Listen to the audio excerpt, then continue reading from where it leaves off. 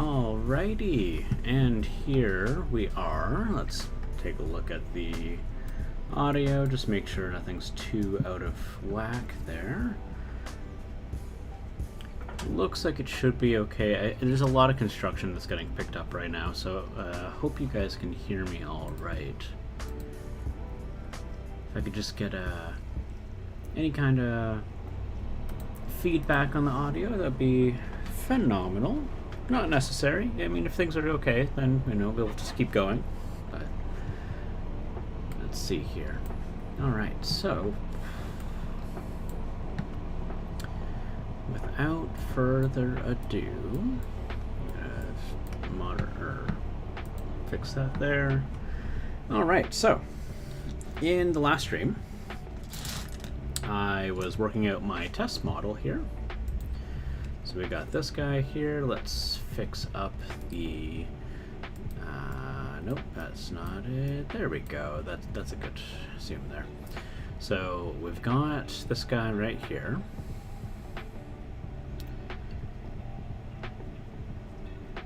So I went ahead and I had started base coding these guys.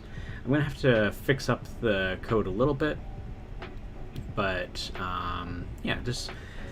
nothing too exciting with the base coat, so I thought I would just do a little bit of that off stream. Hello there, Loki. Nice to see you.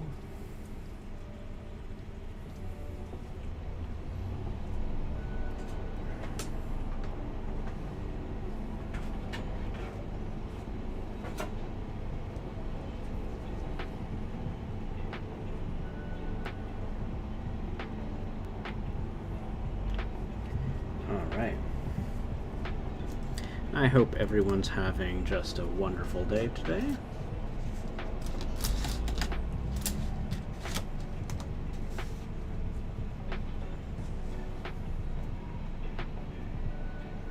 They are really going on with the jackhammer today.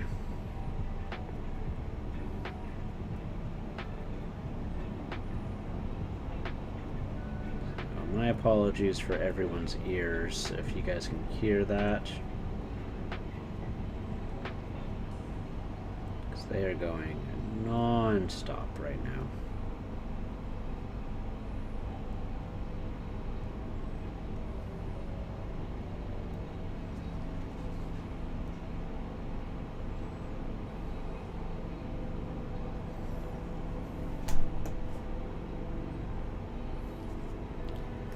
Oh! I look down for a little bit, I paint, and I miss a whole bunch of people. Hello, Kale. Nice to see you, Kale Larson. I just finished up a P&P game and are wrapping up with a group. It was fun. Had a moment and released the Kraken. That's excellent. And good evening to you, Mylule. Nice to see you. Nice to see you. As always. And what? Howdy, howdy, howdy. Whoop. Caps lock. Now, lowercase howdy, howdy, howdy. Howdy, howdy, howdy. How's it going there, Gruffy Bears? Nice to see all of you. Man, you guys jumped in. Lovely to see you all.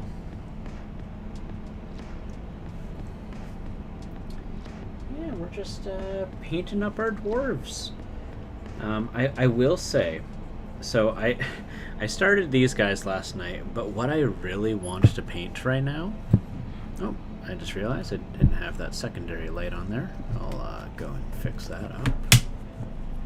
Oh, hope that wasn't too loud. That was right next to the mic. Oh my gosh, I hope that wasn't too loud. Let me move my mic a little closer to me there.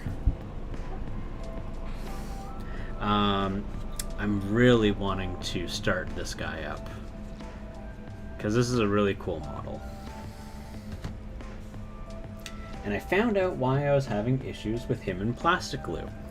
It's because the legs were plastic glue. That part is not. That is like a plastic resin. And likewise, like some parts are plastic, it's a weird set.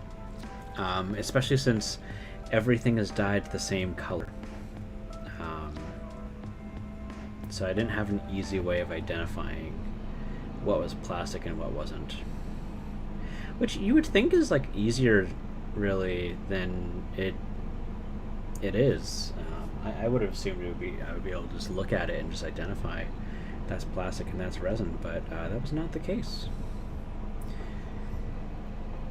Oh man, was in Discord earlier today. I saw a whole bunch of really cool Chaos Dwarves. Was looking at Russian alternative models, which is a brand I really want to try out. Their prices are hard to argue.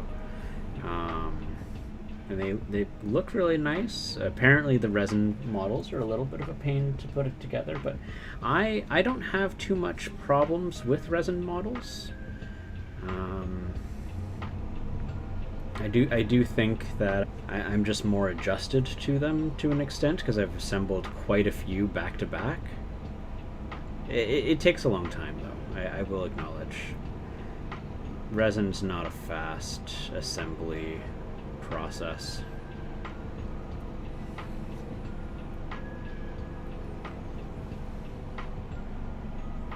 But how is everyone? You guys got any plans today? I've got the day off work today, so I'm going to be streaming a little bit longer.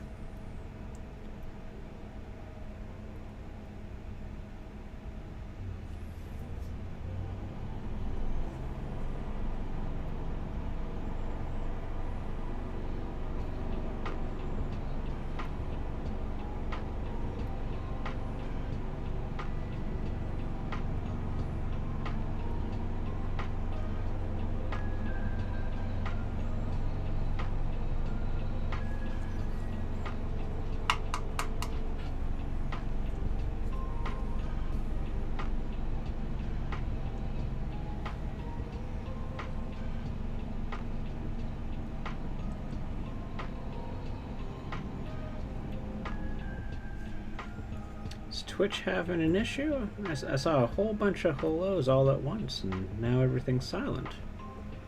I'll just pull up Discord just in case.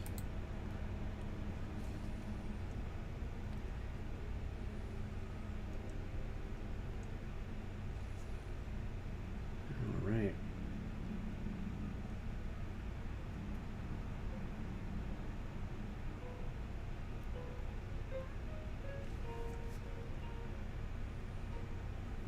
Oh, I am playing a game called Is it Star Sector?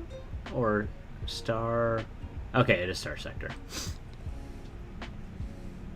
I was looking at them like, I think that's supposed to be Star Sector. I read it as Star Sector, and then I saw that it was not Star Sector. But okay, it is Star Sector. How are you liking it? I've heard good things about Star Sector. I've heard people talk about it before. I don't remember what they said about it, but the name rings a bell.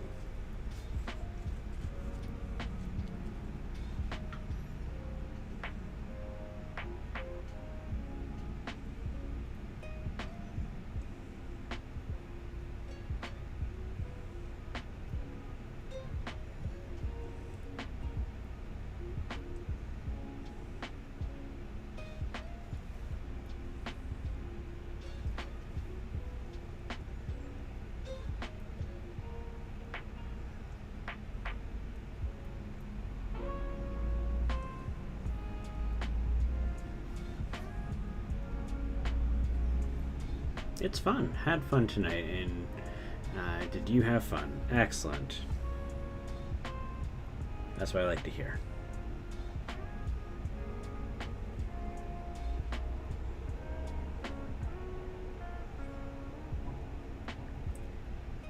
What I also like to hear is that the construction sounds like they've stopped jackhammering.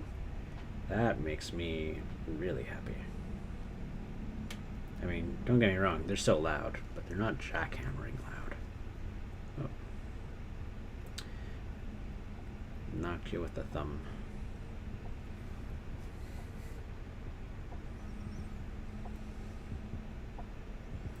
I feel like I need to set up a counter for how many times I've bumped the camera in one stream. So I do that a lot. I do that a lot.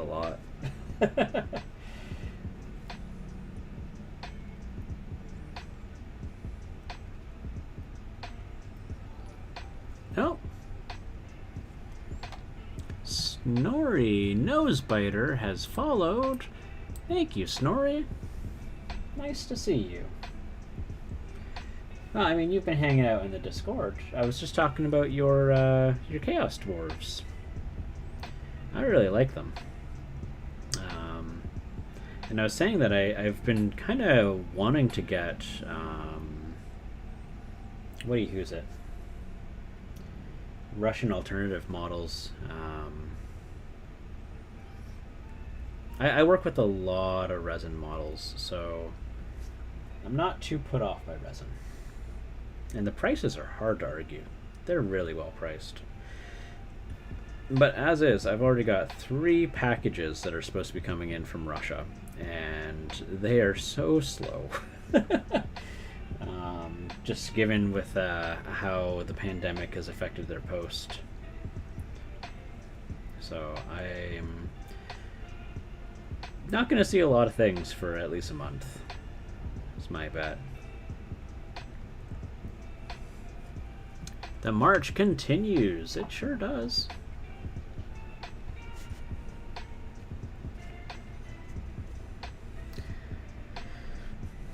You bamboozled your GM. Did a god move. That's exciting. I really like that in, I think it's Rime of the Frost Maiden. There's a scroll of summoning the Tarask, and that makes me really happy. I think Chris Perkins described it as that one thing that you have for when like no one is allowed to escape the room alive. I was like, oh, no one in the room, no one in the town.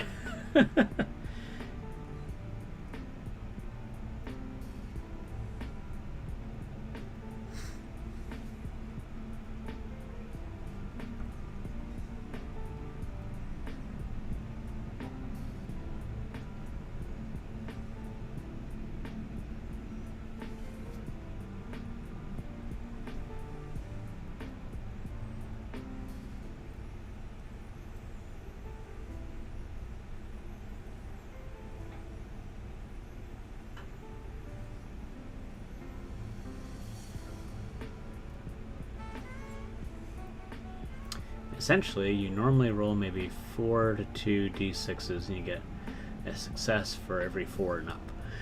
So each dice is a 50% chance success. Yeah, and then manage to go up to 14 d6s to roll, and your GM went, "Wait, what?" Nice.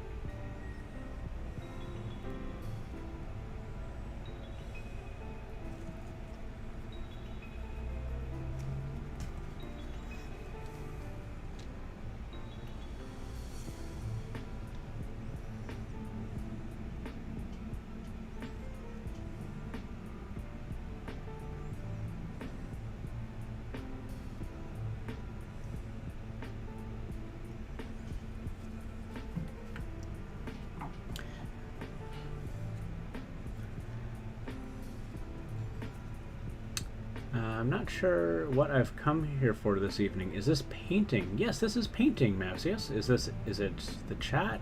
Is it the same 3 songs played on repeat over and over again? No, it will not be the same 3 songs played over and over. No, we're painting, we're chatting, we're having fun. This is March of the Dwarves, so it if I haven't already given you the spiel, Malchius, it is I'm going to be painting dwarves all month long, or dwarf-related minis. So it might be, for example, like while this itself is not a dwarf, it is piloted by a dwarf. And it's very dwarvy looking. So, gonna have a lot of fun with that.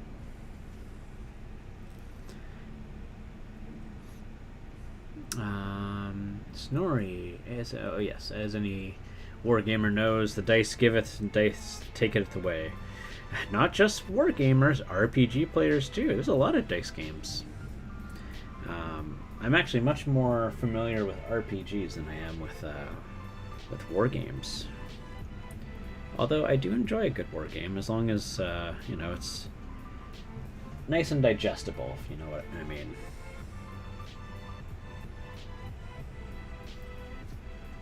Come on. You can do it. You can cover. I don't want to waste paint. There we go. Nice.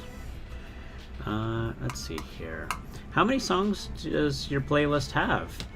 I'm sure it's always the same. It is most certainly not. My playlist has... You can actually find the playlist.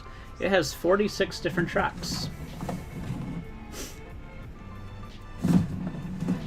And it's played on a shuffle. You know, each song only gets played once until the track, or the, what do you call it? Till the playlist is over. And then it repeats. But it's an hour and 34 minutes. So I usually stream for about 3 hours at least. So you would expect to hear each song at least twice. But yeah, if you like it, feel free to scroll down. And I've got a link to it for anyone to be able to go and give a listen to in their off time. Snargle can effectively turn himself into a flying squid. Oh, okay. For running away, I jumped on the back of a sky squid, Kraken in this case, and failed. The Kraken picked me up and threw me away, and the GM went, this is gonna hurt.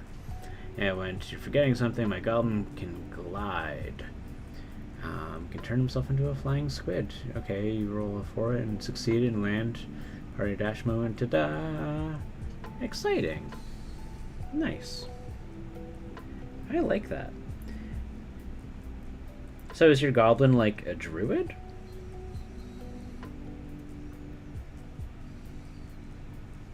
Is that like a wild shape?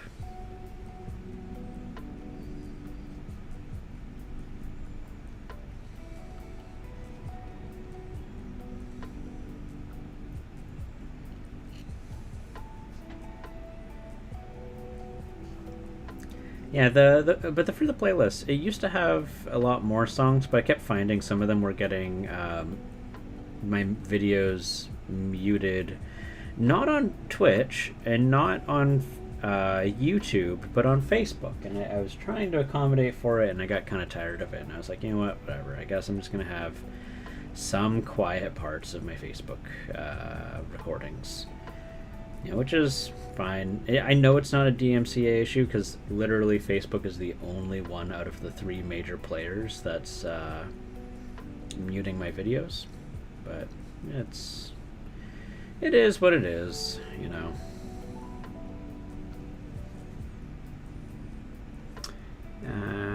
A Lady Blackbird system, golems are mild shapeshifters. Oh, cool.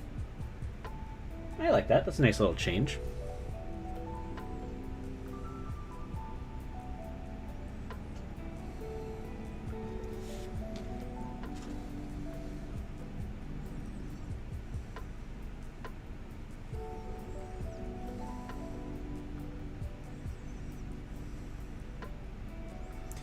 But in fairness, I will say, most lo-fi sounds pretty similar.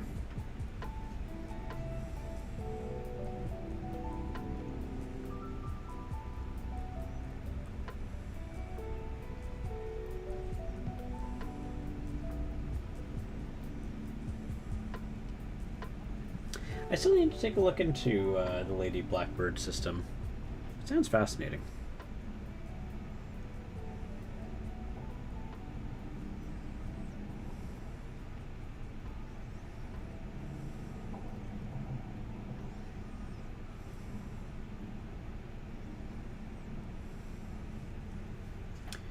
Howdy, howdy. I'm a little out of focus. You're a little out of focus. Do. Let's see here. Move this. Pretty sure. Oh, no, there we go. That's better already.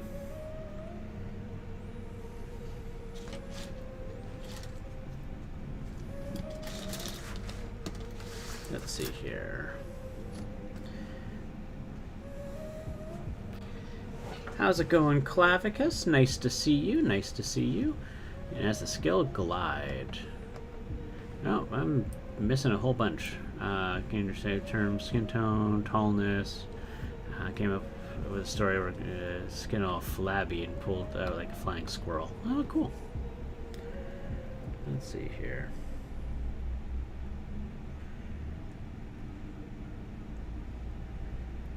That's an innovative. I like that.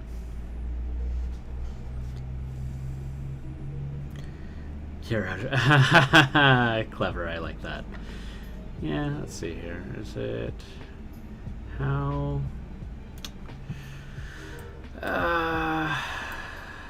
Okay. We're gonna intentionally go out of focus here because the thing is, my wrist is starting to get sore, so I need to find where it's comfy, and that looks about right, like that. Or can we get more in focus? There we go.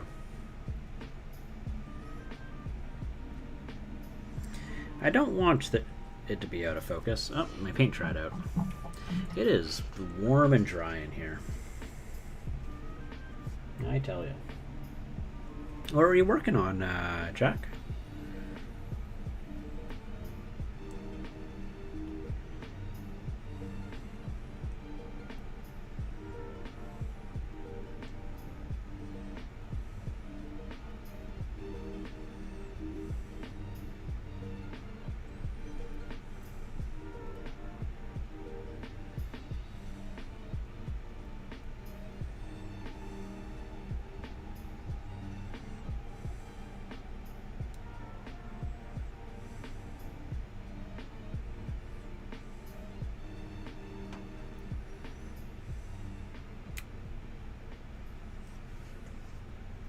I guess I should probably paint the inside of those.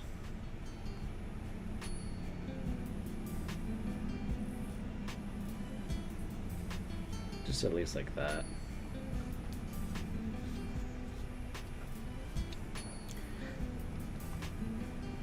Oh, you just went from, you changed your color. Doing some uni work. It's taken every ounce of your life, but it's nearly done.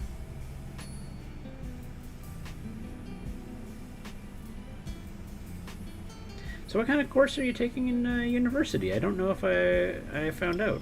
I don't think I asked, which is, I mean, on me. Is it also in theater? On a lighter note, your minis should be arriving today. Woohoo! So me and Mellow Miniatures are doing just a little bit of a collaboration. It's going to be not until later in the month, but we're doing a miniature trade. I'm not going to go into too many details about what it is, but me and him both sent each other a good number of minis, and it should be exciting. And I will be doing a video call with Jack, Mellow Miniatures, for his YouTube video, and I'll be just kind of talking over like what is in the box and what we're looking at.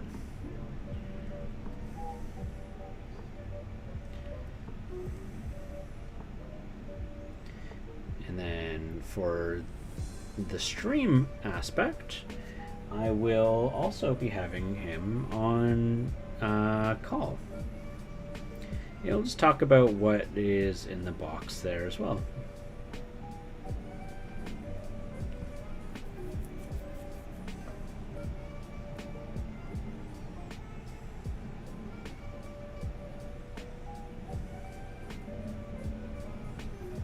But I will say the theme is new beginnings, so thought that would be fitting for the new year. Especially since this last year was pretty less than ideal.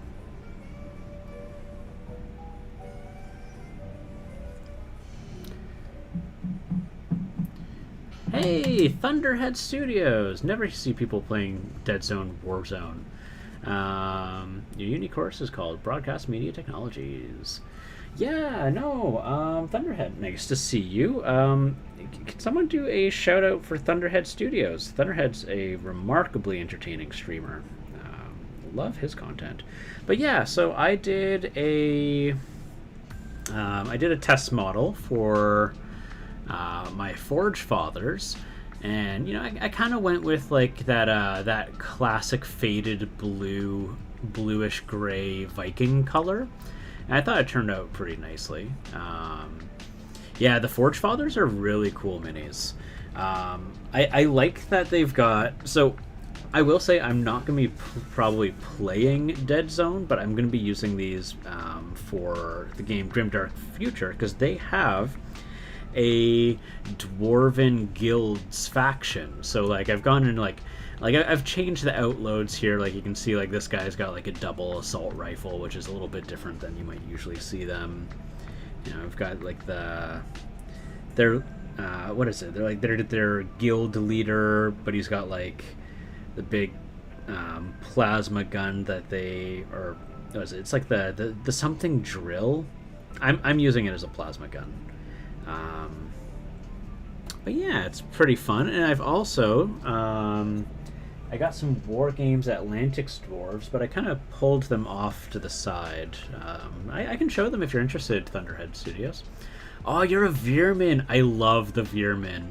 The Veermen are super cool. I want to get the Veermen as well, but I told myself that I should probably behave and I should probably stick with just one. But like when I bought these, I got the faction starter, the faction booster, and the faction reserve. So I've got like I've got the big artillery cannon over here. Like these models are so fascinating, and it was definitely a little bit of a different adjustment getting used to the type of plastic that they use. But I don't think it's terrible. It was something different than what I'm normally used to, and I figured it out. I worked through it. I love it. The iconic duo Thunderhead Studios. I missed something. I must have missed something. I agree about the iconic duo Thunderhead Studio. Sadly, I don't know. Oh, here. I will. Okay, I've got my hands free. I can do it. So, if you ever want to do it's exclamation mark SO and then Thunderhead Studios. Super entertaining stream. Absolutely love Thunderhead. He's got this, very, very exciting energy to him. Very entertaining. And a just beautiful voice, like broadcaster like voice. Like I don't know why, like Thunderhead, let's be real. You've got the perfect voice for like a radio or a podcast. Like, are you doing a radio or podcast? Because if not, like, I count me in for the sign-up sheet of wanting to know when you do one. Or if you do, what is it? Let's share it. Let's promote it. Let's talk about it. Got the perfect face for a radio. Hey Shay, nice to see you. Man, could not scream BFG any more than it does. It does. I was calling this the BFG. It's like I love that.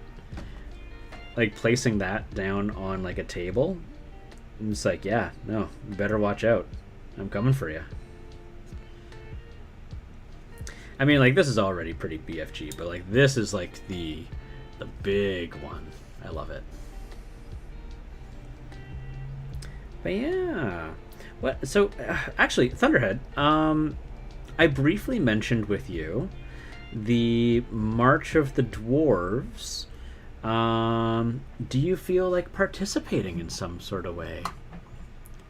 You did it. What did you do, Loki? I do so many things. I'd like to add a podcast, but I'd need someone else to produce it. I totally understand that feeling. I have so many ideas for YouTube videos that I want to do, but I do not have the energy nor the time, nor realistically the practical know-how. Like, I would have to learn how to edit videos, and I just don't have time for all that. I really don't. I work full-time. I already do this in my spare time. You know. And then, like, you know, being that I like the Twitch community a great deal, you know, I try to spend some of my off time, like, hanging out in other people's streams. I don't have time for YouTube editing or video editing. So, like, that's why I do stream, because the streams are, like, such a low demand for my energy. Like, I am a sloth. I am a slothy sloth.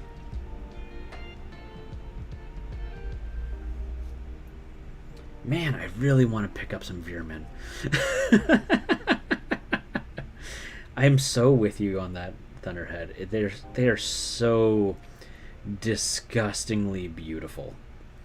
I also like Mantic Games fantasy Ratkin that they're coming out with, and they've got them bundled up in like 2 armies for 1 box. Like, what is it? Goblins versus Ratkin. Oh, it looks so good. The problem is I can buy miniatures faster, much faster than I can paint them. So much faster than I can paint them. I need to, like, clone myself. But then I'd encountered the other problem where myself and my clones would burn through all my money really fast just buying miniatures. And probably be like, but we need it. We needed this kit, Chris. You're right. We did. And then that's how I would become homeless.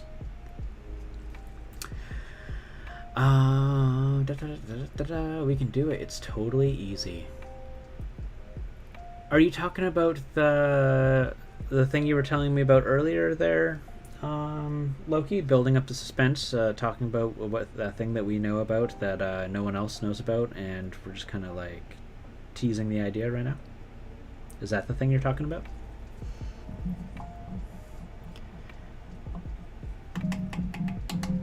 HMU about the podcast? What is HMU? How much universe? I don't know what that stands for. If that's an acronym that the younger generation uses, I do not know it. Yes, that thing. Ooh. Oh yeah, I imagine it's pretty straightforward. I mean, it's a bunch of, like, else if queries, isn't it?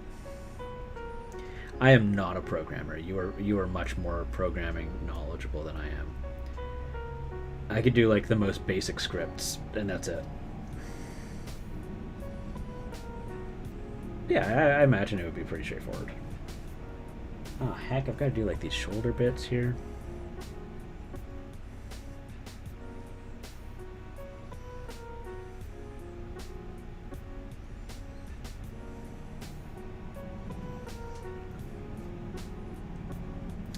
On the subject of podcasts, though, I think a podcast would be about as much effort versus results that I'd be willing to do these days.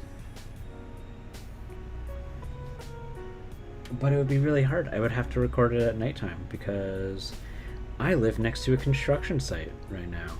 It's terrible. I do not like the construction, Sam.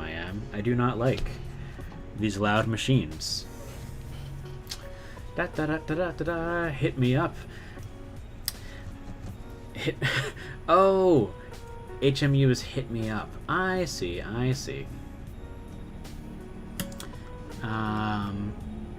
It's literally just input output. The actual mechanics and more complicated stuff is just basic code. Yeah, no, that's what I figured. You did it? What did you do? Yep, hit me up. Okay. I had to look that one up. Yeah, I've never heard someone acronym hit me up as HMU. Am I just like showing my age? I don't know.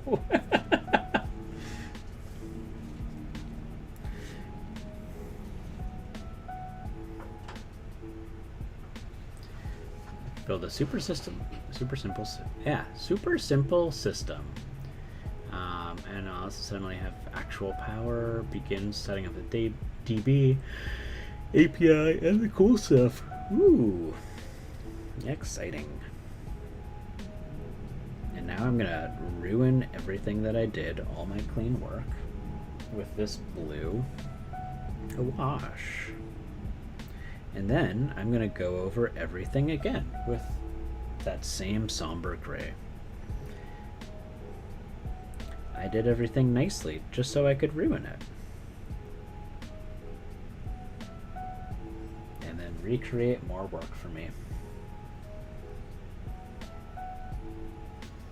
Because that's how mini painting do.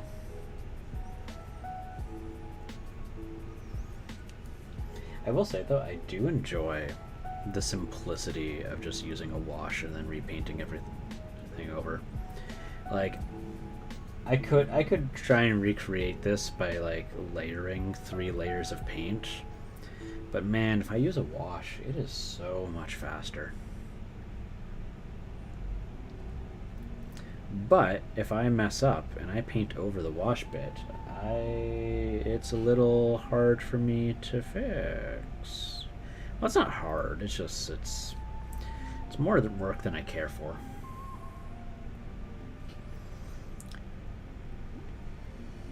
Already working on it. Nice.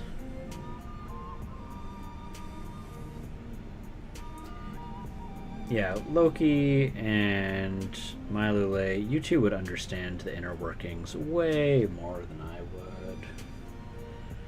Way more.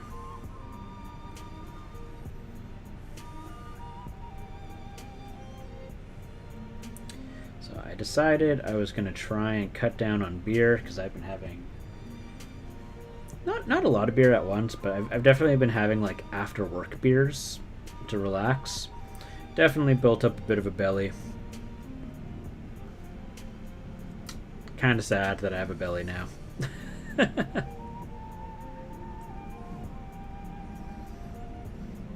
Mostly because like at the beginning of the pandemic, like I lost 20 pounds and I was like, yeah, this is awesome. And then here I am like, well, technically I've only lost 10 pounds. Whoops.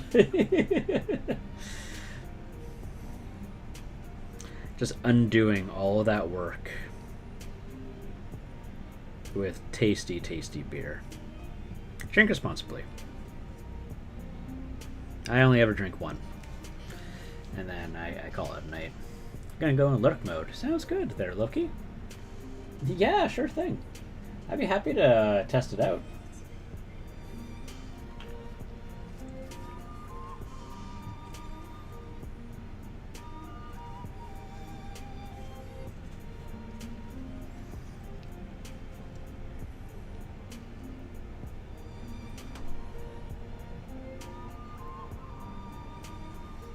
Okay. Am I missing any vital spots? No. Okay, go into the next one.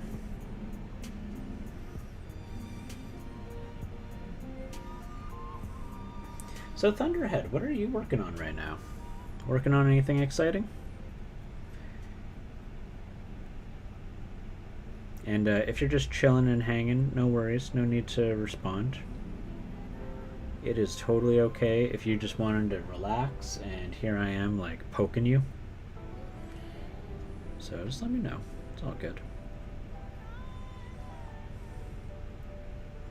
I just know that sometimes if I stop talking, like I will stop talking indefinitely until the chat engages me. And I know that's not very good hosting, so.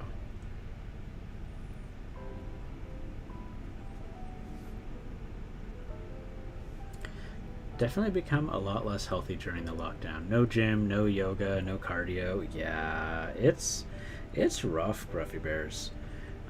Also, I didn't know you did yoga. That's awesome. Heck, see, look at that. I missed that. I missed all of that.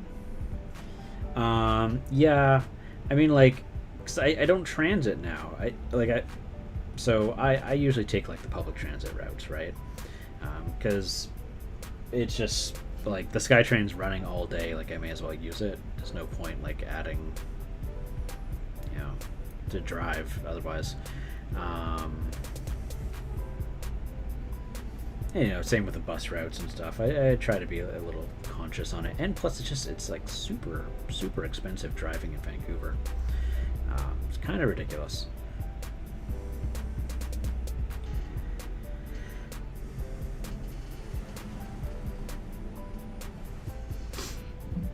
Pardon my lurk. Hey, no worries. It is a-okay to be lurking, buddy.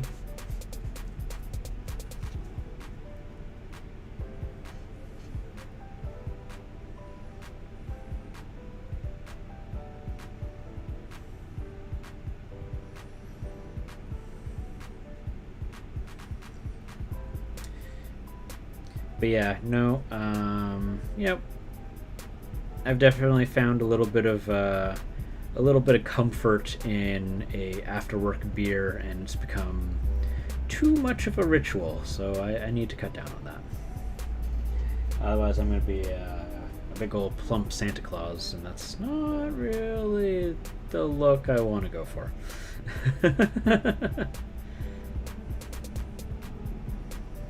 All round and squishy.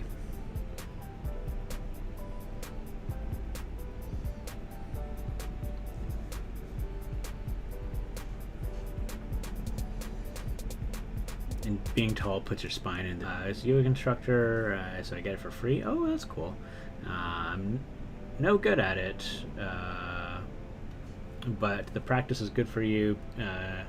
I'm concerned about the post-work beer. Yeah. I mean, it's so easy, right? Like, and like the thing is, I think the worst part is about it is like I go into like a mentality of like, no, I've been working all day. I'm stressed. I deserve this, right? You know. And again, I will only ever have one. I don't really take it beyond that. Like I don't enjoy intoxication. It's more of just like a because like when I do have them, I'm not drinking like the beers that get you drunk or anything. I'm drinking like this nice dark stout that's flavored with like peanut butter and chocolate, or like this experimental IPA, or like a chai stout, or like a milk chocolate stout. I've found a lot of comfort in stouts lately. So I'll end up having like things like that, right? Like a beer that is very you know, time consuming to drink, and is just like it's really only designed to like you have one. You get them like one in a can. You have to buy them as singles, like that kind of deal. Especially because I can't have other stuff, because I've given up sugar for Lent. Valid.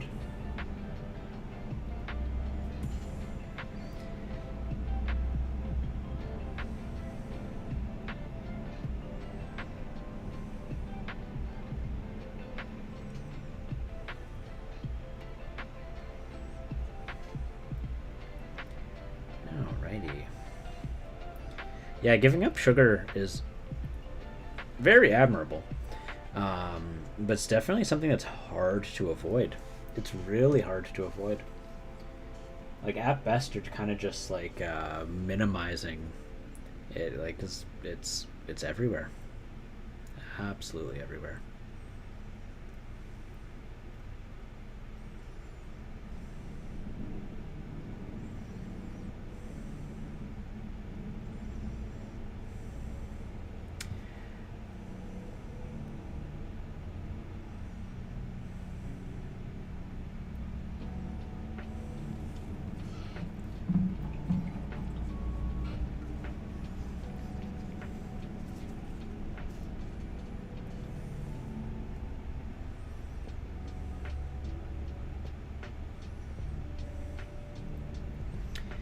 love these little dwarves.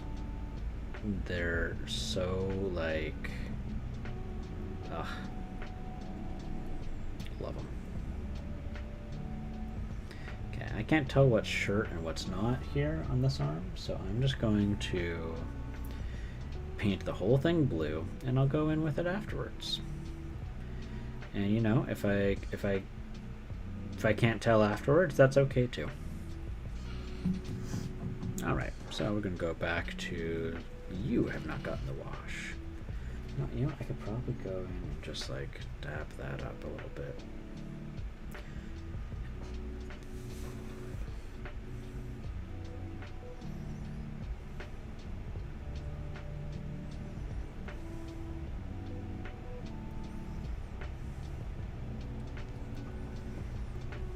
There we go.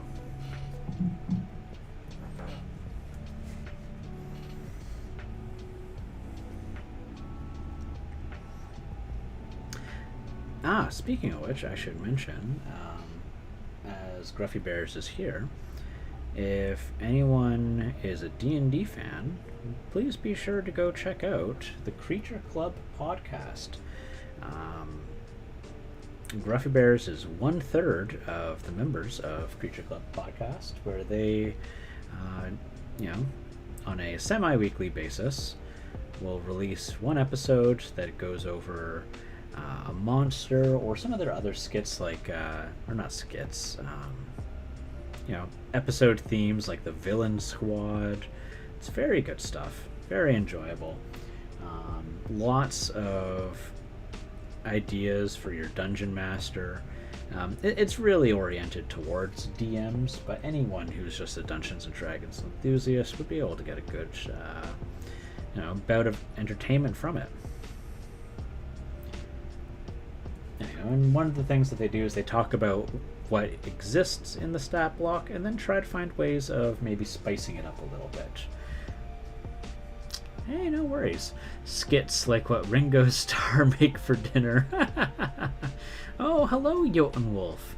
I am doing A-okay.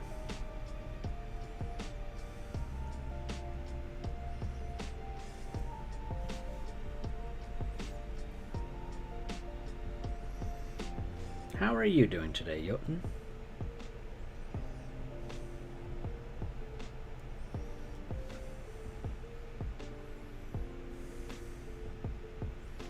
Yeah, no, I gotta fix that part. I missed it. I messed up. A little hard to reach there. Boop. He's got his foot. Good stuff. Good stuff. And yeah, so just another recap for people who maybe didn't know earlier. I'm doing a community event called March of the Dwarves, where I encourage people to paint up their unpainted dwarf miniatures, share them using the hashtag March of the Dwarves, and at the end of the month I'm going to be doing a small raffle. So participating in the event using either the hashtag on Instagram or on Twitter, whatever your social media of choice is, I'll do my best to try and find you. I'm going to do a raffle, and I will be, you know, winners will get some minis sent to them. They won't be shipped from me directly. What I'll be doing is I'll be ordering online and then inputting the address that you provide me, whether it be a P.O. box or however you wish to do it.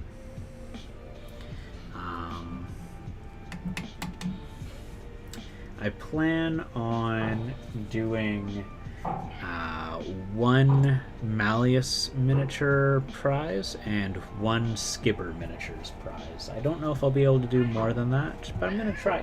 Hi! This is my chatty cat. This is Ganon. He demands that you give him attention. And yeah. Man, everything's super blue. Let's like fix that up. This is not how blue my room is. There we go. That's much better. Hey, buddy. Oh, look how much better that looks. Doing all right.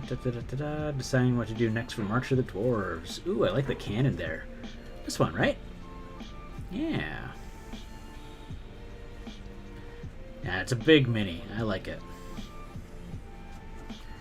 Ganon is a cute kitty. He's also a bit of a jerk, but, you know, overall, cute cat. Let's see here. Let's see if I can get that back in there. Where's my sweet spot for my...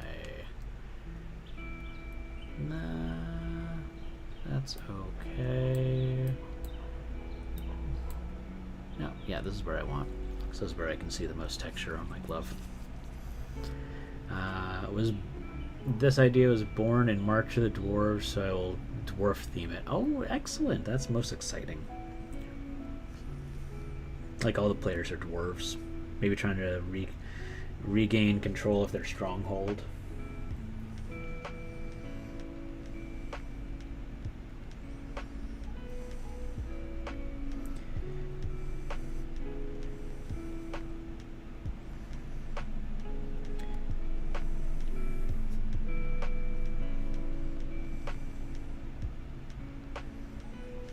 Let's see here.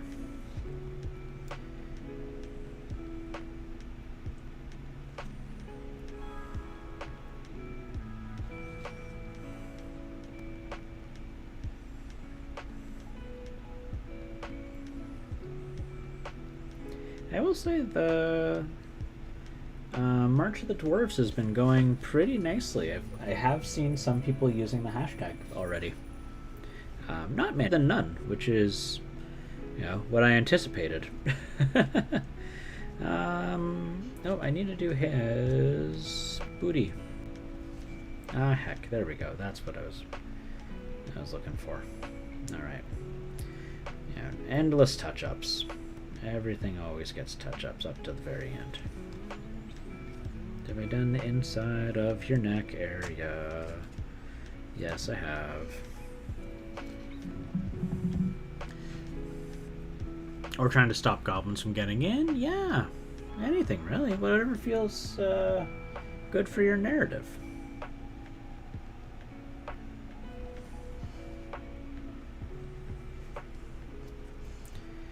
Or trying to maybe get their treasure back from a dragon or something. Something appropriately dwarvy. Someone's trying to steal their gold.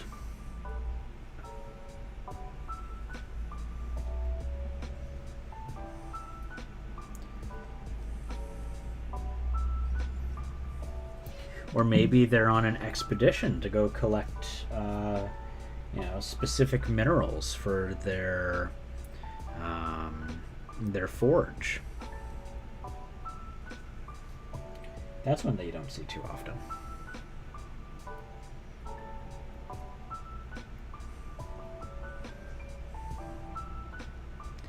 And in order to collect that mineral, they have to, you know, overcome its guardian, some powerful thing. I've done a mini and drawing for it so far, and debating if I want to do another mini or another drawing. Oh, that's so exciting, Newton. Do at least one piece every couple days. I think for B1 I'll just keep it simple. Yeah. And Jotun, have you been using the hashtag March of the Dwarves? Or alternatively, you can also share it inside the Discord server.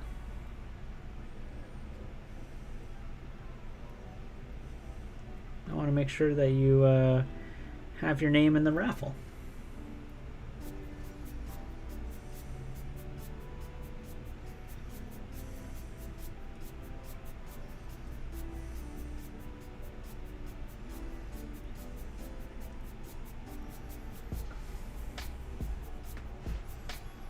You have. Most excellent. I'm glad to hear that.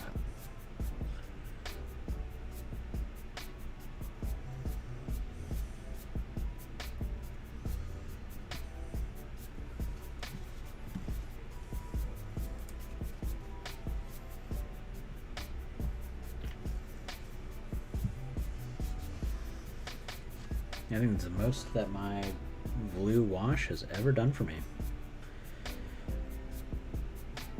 I hope I have enough for the army. Oof.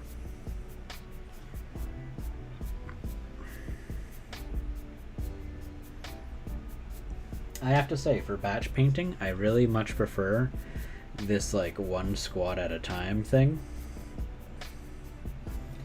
Because when I was painting all of those darn Space Marines, I was pretty unhappy.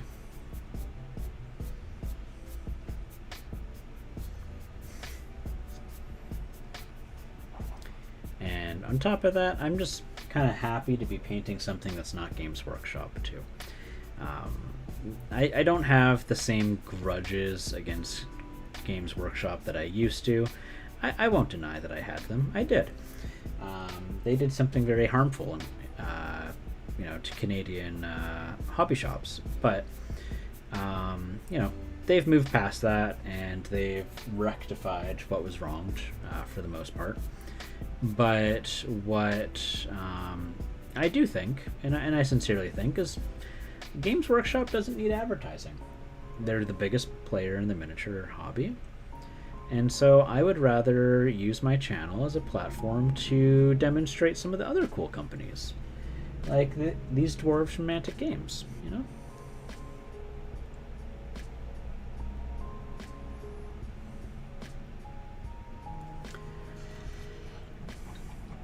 I believe you liked the piece. Oh, fantastic. Okay, good.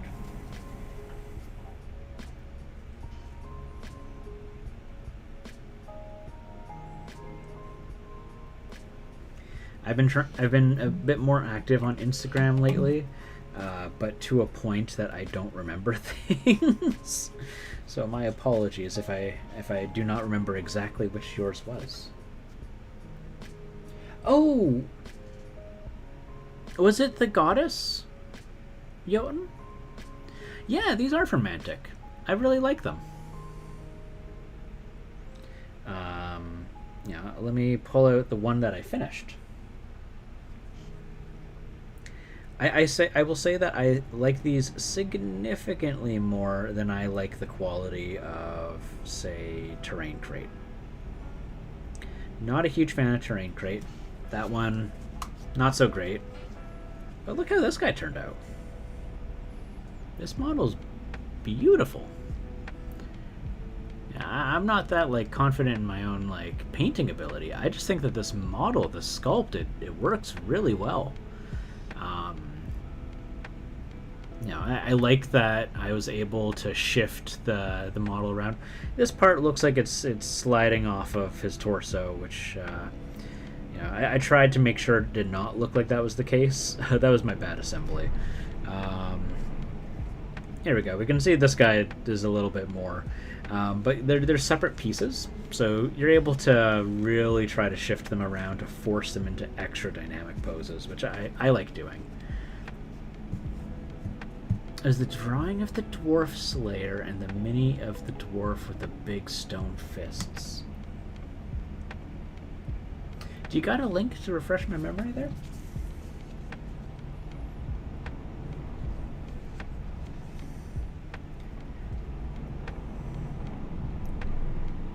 I want to remember this. This sounds really cool. It sounds vaguely familiar.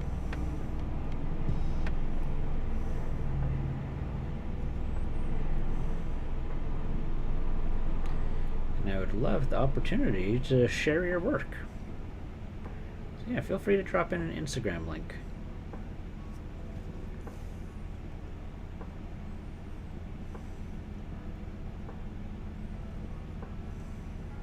Starting to come back to mind.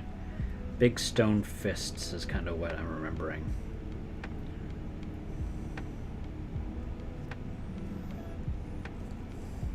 Here we go.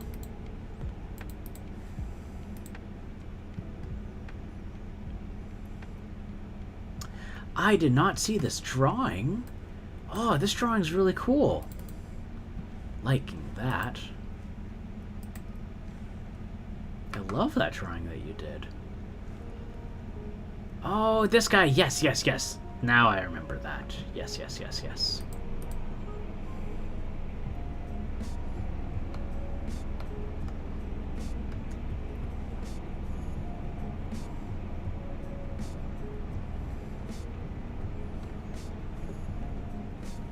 Ah, the Malleus Dwarf Brothers are the icon for the hashtag. I love that. That makes me really happy.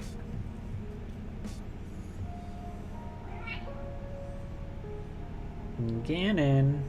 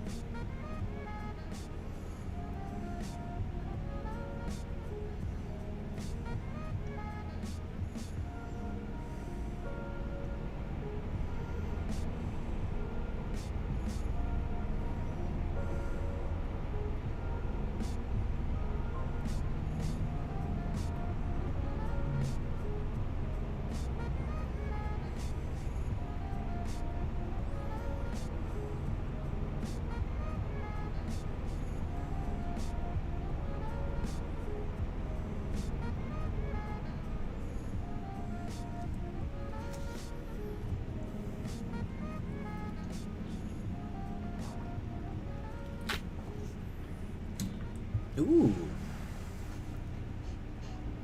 Well, that's exciting. Yeah, I'm so happy to see that the March of the Dwarves event. Like, I've mentioned this before, but it's very exciting to see that it resonates with people. And I really wanted to encourage people that it can be any medium, it can be anything. Um, my best friend, while not an artist, he's just making a dwarf character on Baldur's Gate 3. Like that's what he's doing, and I'm like, that's awesome. I love it.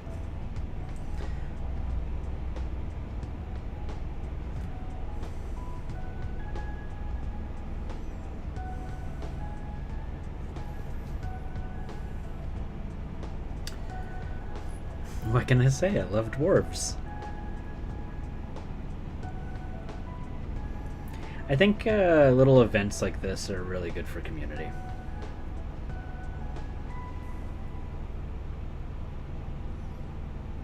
And I'm not exactly certain what the next march will be. It might be orcs, it might be goblins. Um, I want to keep it with something that everybody is hopefully going to have like miniatures of already.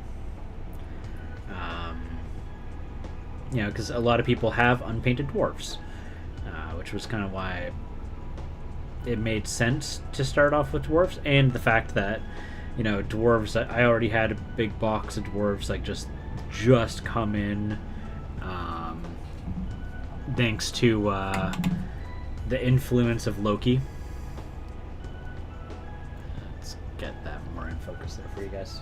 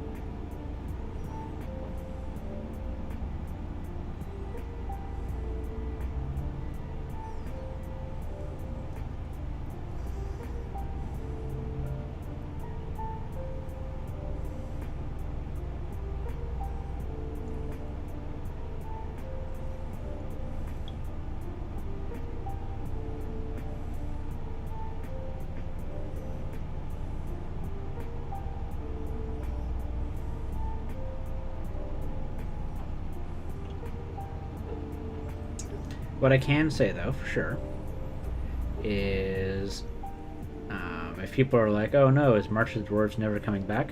I assure you, there would be. I don't know how long I'm going to stream for, in terms of like years or like continue being a streamer. Being a streamer, that's a weird sentence. But I would intend to come back to the Dwarves again. It would be fun, I think, to change it up every year. Being a streamer, I guess I am. It's not my source of income though. So can I still say that? That's a weird sentence. It's dangerous to let Loki influence things. It might just start Ragnarok.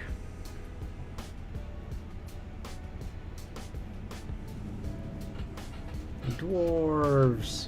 Ding ding. Round 2. I used to love fighting games.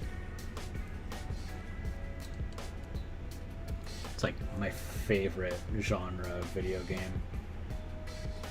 Problem is, if you don't have friends who are also lovers of fighting games, not many people want to play with you because you have more practice than they do.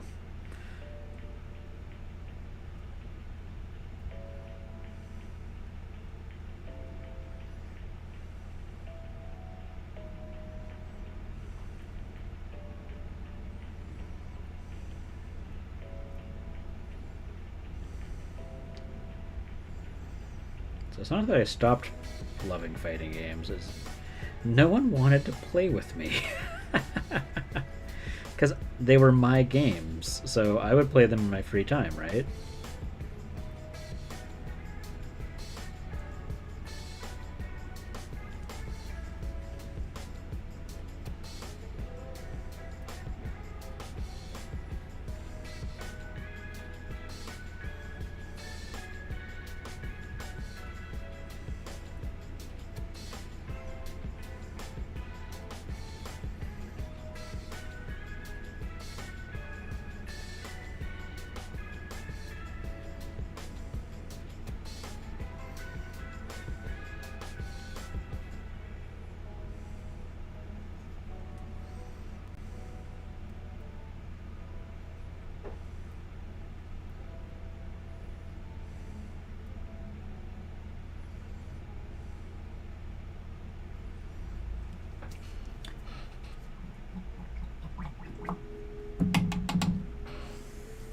Content creator.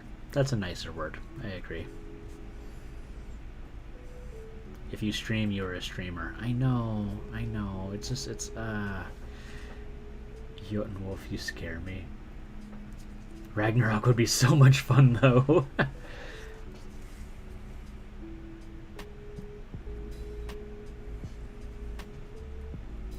I mean, it's fun as long as you're not a god.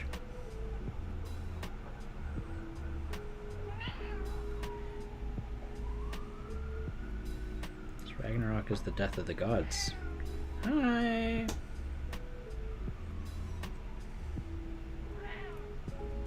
Oh.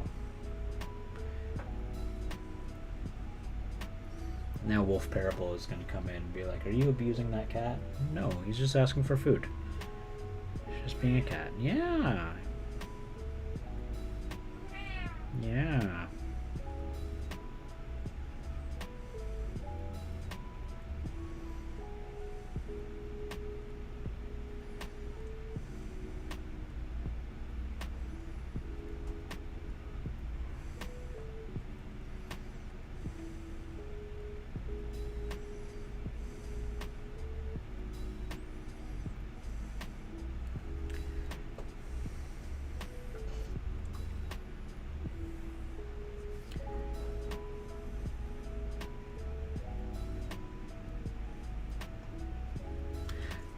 Loki, that is very on point right there. So, yeah, I do still call myself a game designer. even though I haven't been in the industry for like close to 10 years, I think. But I call myself that because that's what my education is in, right? Like I understand game design very well when compared to the average person. Because it's not just like beep boop beep and make it fun. Like there has to be an understanding of like there's a lot of psychology in game design, and I think a lot of people take that for granted. Which again is fine, right? Like if that's not your profession, then we often look at things that we don't do and go, well, it can't be that hard. You know, minus certain things like brain surgeons. I don't think anyone looks at brain surgeons and goes, that's easy.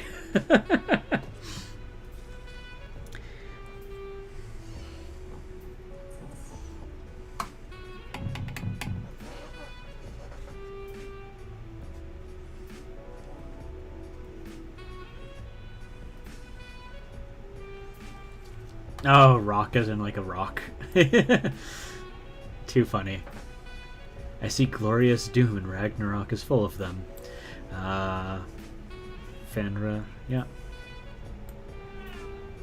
Jormungandr, Surtur, yeah. Ganon! The psychology is what I like about developing games. Yep, absolutely. Reward and punishment, you know, trying to see if you can get people to do the thing that you're wanting them to do. It played a much bigger role in older games because you didn't have as much capacity to be able to achieve certain things. So you had to try and find ways to encourage the player to do it without just telling them, go do this thing, right? Which is why I think that Metroid, Super Metroid for the Sony PlayStation, is such a remarkable game because there's no like pop-up box of saying like Mega Man, go do this, Mega Man. It's simply pure game design, and I think that is so cool.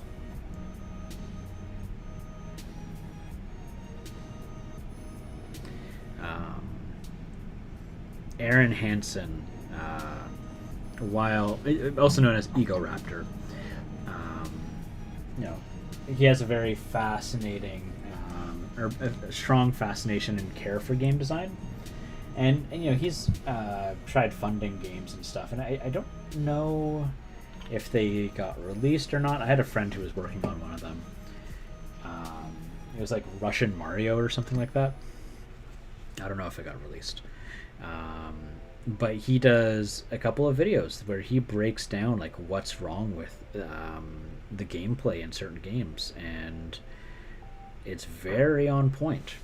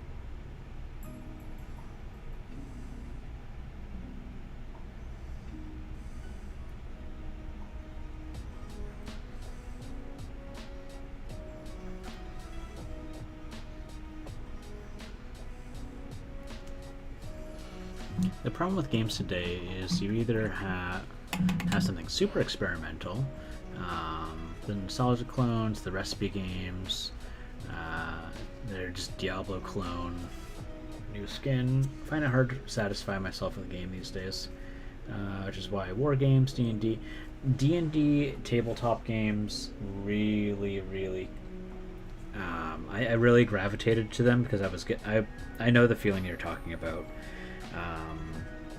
Loki, just like the exhaustion of some of the things that were coming out. I think it was very much where was it? I was having this conversation with somebody, and I was talking about the revolutions that we were seeing in games, where people were seeking out certain things. The tabletop game revolution happened first, where tabletop board games, not RPGs, but board games were getting super popular. We started seeing things like Catan coming out, where people could have fun at a table with their family and the like, and it didn't require a screen controller. There was this perfect dynamic of risk, reward, alliances, all that stuff. And then very shortly after, we saw a massive resurgence of tabletop role-playing games, where with the success of Dungeons and Dragons 5th edition, partially in due to the success of Critical Role, and that's right, I absolutely strongly think that things like Critical Role, Stranger Things, really are part of why role-playing games started to seeing this new garnered success. 100% they are part of it. There was a lot of other things too, but we started seeing it in television, where more and more shows would have a Dungeons and Dragons episode. She-Ra has a dedicated Dungeons and Dragons episode. The Trolls animated TV show has a dedicated D&D episode. Like, all these different things, it was starting to come up in media again, right? And we started seeing not just companies making third-party products for D&D using the open source license, but we started seeing resurgence of other RPGs. We started seeing more Vampire the Masquerade becoming popular again. We started to see other companies making their own RPGs, like what is that company that made the Alien RPG? They've made many others besides just that. Goodness, I cannot remember the name of the book. There's a book series, it's all about like fairies and stuff. They did a RPG system for that. Free Publishing Press or something like that. It's free something. I love Catan. Catan is great. But yeah, we started seeing a resurgence in tabletop role-playing games because people were finding, I can do anything in this. This thing that was, attributed with the Satanic Panic, or the game that only nerds played, let people have a level of freedom when playing. Like, they weren't constrained by the rules of the board game. They weren't constrained by the controller or the limitations of the programming. You could achieve anything that you want as long as you are playing in the group that thinks that's a cool thing to do. Yeah, let's give it a try. Like, I'm not going to say yes, but you can try it. It's just, and if you fail, you end up being like, okay, well, I want to try doing that again, and I need to find out how to be able to do it again. It's so cool. It's the absolute coolest thing. And I think that in order for video games to survive, it's it's largely going to, like, we're still going to have our big AAA games. We're still going to have our Zeldas and our Cyberpunks. Like that's not a question. That's a fact. They're still going to exist. But we're going to be seeing a lot more video games that have to be experimental, because I don't think that people want just the same thing from a different company. You know, that's why when we look at Death Stranding, it's a weird game. It's not. It's not a Call of Duty. It's not a StarCraft or a Diablo. It's a weird game, and it's from a renowned publisher or a game developer, a game designer, right? And we're going to be seeing more things like that, because for video games to survive, it has to adapt, it has to change. It's not a question of if, it's a question of how and when. Because people are finding that the feeling of rolling the physical dice, of moving their pieces on the game board, is astonishingly rewarding. It's nice to live in a day where RPGs are mainstream. I grew up on RPGs. Oh, there you go. See, like it's really cool. Because if you think about it, back when video games were getting popular, it was RPGs and board games that were the dominators, right? And that wasn't a bad thing. It was just that was the case. But video games was allowing people to do those things, but with graphics, with a TV. I can visualize it, right? Like that was a revolution all on its own. Now, at that time, board games were really only a thing intended for your kids. Not saying there weren't cool board games, there were, but most of them were not. You know, like Monopoly is, frankly, in terms of game design, a sin. It is not a game. There is no game to Monopoly. You can like Monopoly. I'm not saying you can't like Monopoly, but there's no game. It is entirely a random number generated game with the illusion of choice. Because there's an inherent, like, your decision is, do I buy or do I not buy? Do I play this card or do I not play this card? And I call it the illusion of choice because while you can choose not to, there's no reason for you not to, and in fact, more often than not, you're punished for not doing so. The person that can make it farthest in the board and the earliest and buy the expensive houses, that's fine, but it's no different than buying a cluster of houses all at once and having this one area that if a person lands on, you get their money. It's a bad game. It is a bad game. You can like it, but it's more RNG than it is game. That is my only point on that. Just like I can enjoy drinking pickle juice, let's say. Actually, pickle juice is delicious. I love pickle juice. Pickle juice is not a beverage.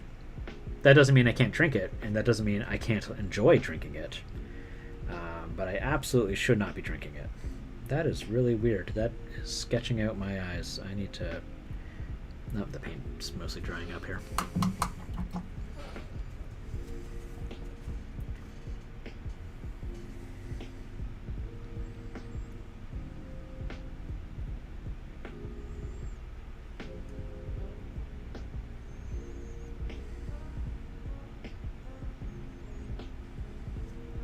But you know, with the insurgence of video games, game design became treated more and more as an adequate skill, you know, a profession.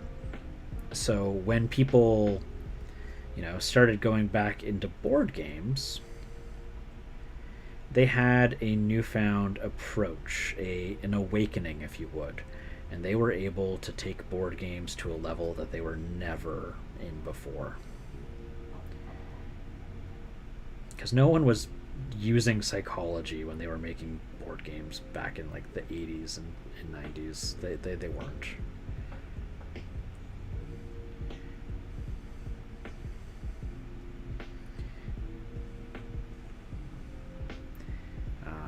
Not saying they don't exist, but I have yet to encounter a person who has both owned and knows how to play Mousetrap.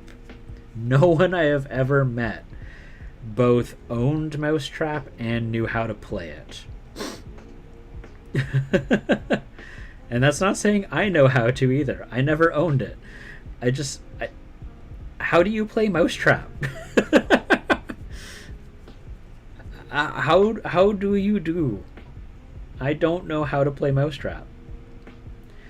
The farthest I've ever gotten with anybody was assembling the thing. Like and it just goes off.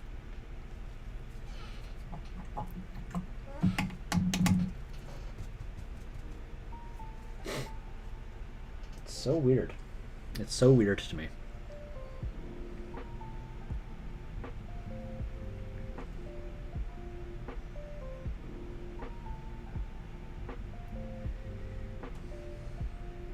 I owned it. I don't remember how to play it. That and the Grape Escape. The Grape Escape? I've never heard of the Grape Escape. That sounds kind of cool.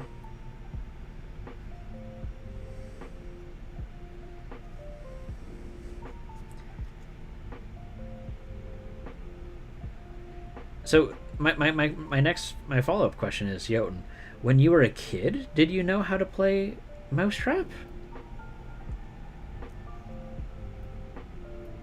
Was it fun? It looked so fun. I don't know anyone who's like I want to pick your brain at this point. Like, tell me all about it. Whatever you remember. I would love to know.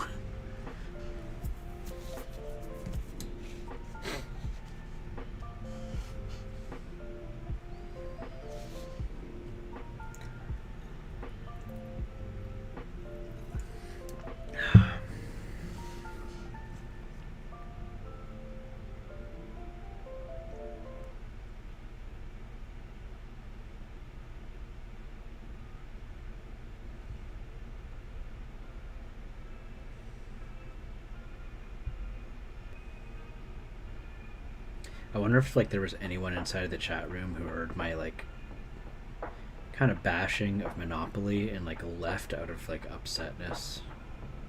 I hope not. I hope they understand I'm just talking about it from like a game design level and perspective.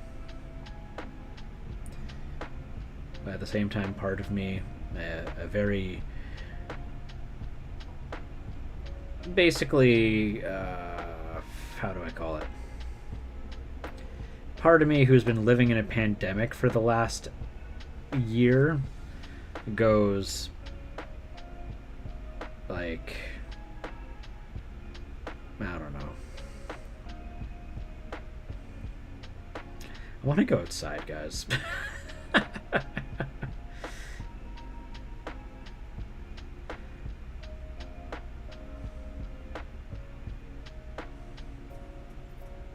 My paint is getting way too dry. Holy heck, my wet palette is dried up again. Heroes Quest looked really cool. Heroes Quest, yeah, there we go. That was a game that I know a lot of people really, really loved. There is a remake of Heroes Quest coming in. I don't remember the name of it. The people who are doing it. Get out of there. Go. but I know that one is in the. See, there we go. See, like I was saying that this isn't entirely the case, but for the large part of it, a lot of those board games like weren't utilizing. Hi, Gannon. Weren't using game design like risk, reward, punishment, choice.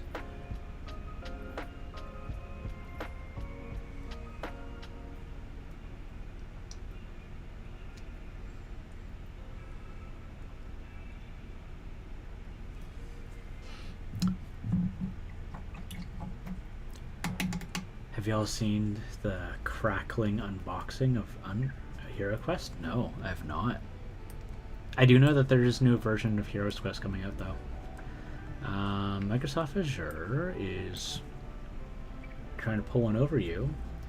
Simple setup, free service, and they defaulted to the 100 a month. Yikes. And it kept us occupied, but I seem to remember most of what we did was just set up the trap and let it loose. Yeah, exactly, Jotun. That's exactly what I'm referring to. People would set it up, and they would set off the trap, and then that would be it. Oh, here, Gruffy Bears, let me... Was that just a YouTube video? 24 messages were deleted? Oh, gosh. Got sent to jail. Tell me about it. Add regulars. Gruffy. YouTube should be part of my list of allowed. Man, oh man.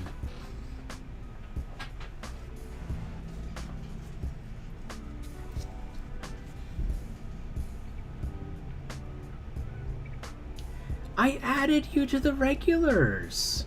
Why is it doing that? No. Nightbot, what is wrong with you?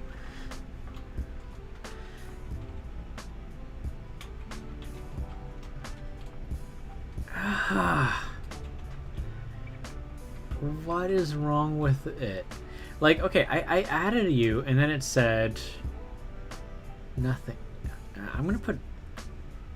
Can I put Nightbot in a timeout? Timeout. Nightbot's on a timeout. Okay.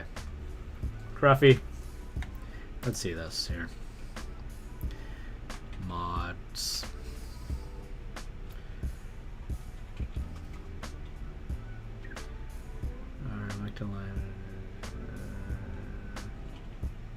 Add, no, mod.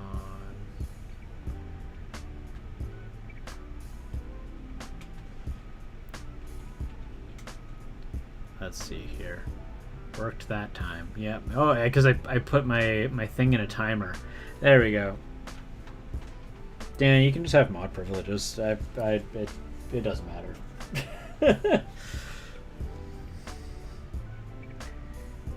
Being a mod is not sacred to me. As long as I know you're gonna behave, you can just be a mod. There we go.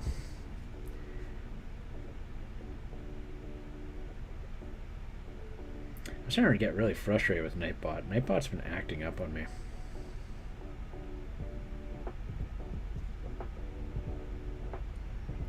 But there you go, Dan. You have a sword.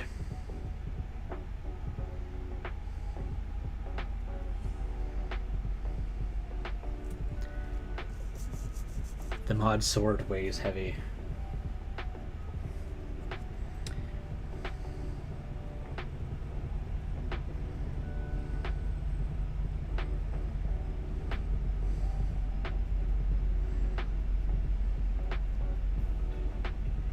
There was a really great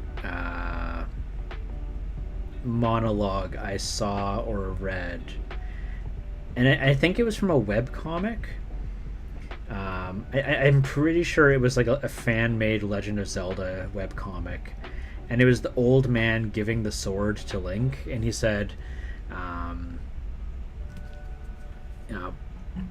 the sword is not a gift, it's a curse. It cannot grant life, it can only grant death. it cannot save anybody. And he's like, but it will protect you. And he finishes off. He's like, I'm sorry. Like, and I remember reading that and I was like, oh, this is deep.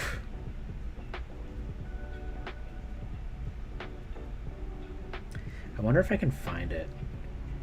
I loved it so much. The artist that made he did a lot of, or I don't know, I can't remember, but they did a lot of Legend of Zelda webcomics, and they were all just beautiful. And sometimes they were GIFs too. Sometimes they were animated, like the rain was falling, and they were kind of in a style almost reminiscent of Adventure Time. Not exactly, but they were beautiful webcomics.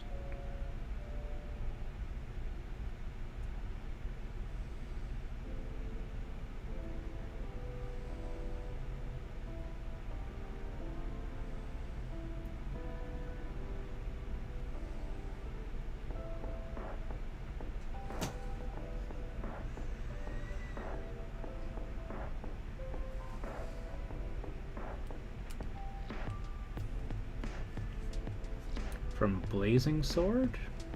Cool sword. I wanted from Gachapod. Oh, gosh. Okay. My 6 months as a cloud developer really helps me here. Again, Azure wanted to give me a provisioned database for this and get it down to... There you go. That's good. Yep, the corporation wants your money. They're not shy about it.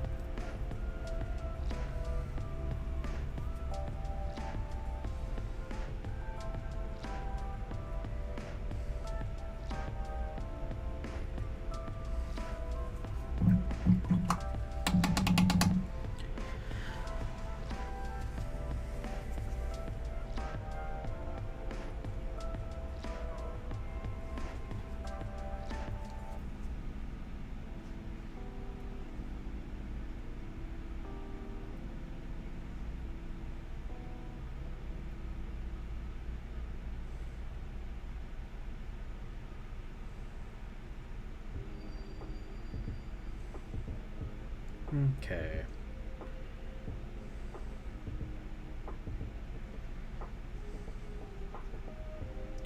I think that sets up the base coat and wash for those guys, which is most excellent. Most excellent indeed. No, don't do that.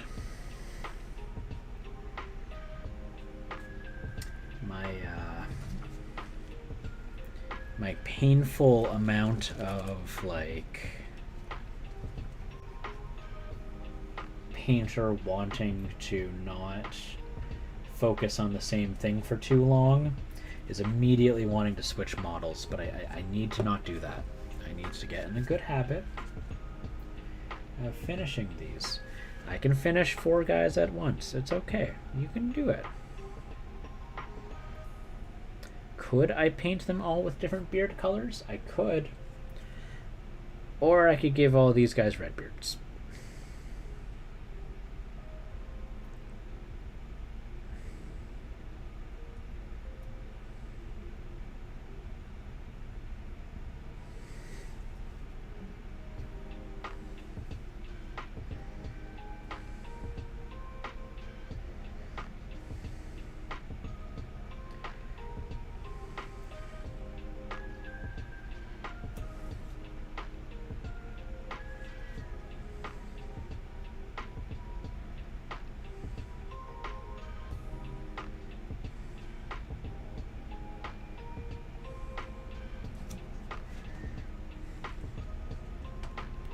at least one pink. There will be a pink beard fellow, no worries. But I'm going to... He'll like this, he'll like this. Give me a second. No screaming. Don't scream at me.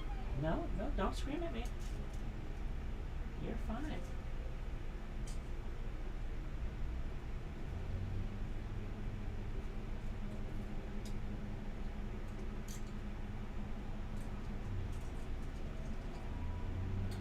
Is that 5? 1, 2, 3, 4, 5. Yes, it is. I would rather do the pink beards on these guys, because these guys got nice big full beards. Yeah, look at that.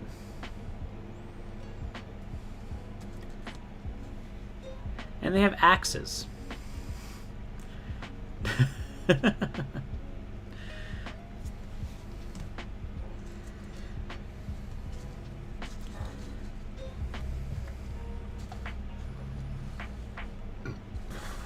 I don't use any Citadel paints except for 2.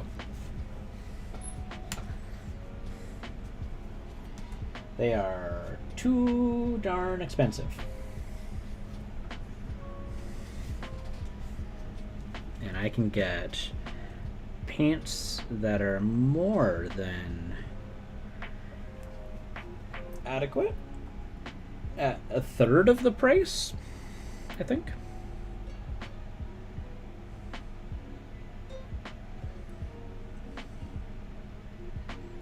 Oh no, he got paint on his lens.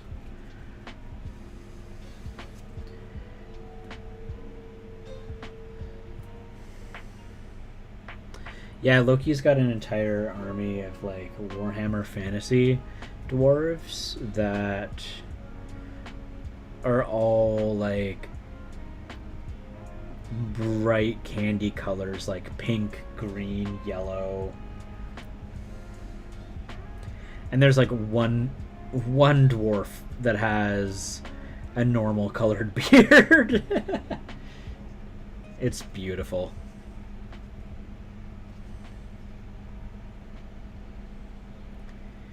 It happened as a result of he was demonstrating how you can paint yellow on top of pink, and it looks really good. And he showed us the pink beard, and then he showed us the after, and like we were like, "Aw, we liked it when it was pink." And then he was like, "You're right. I liked it when it was pink too." And then he went back to pink.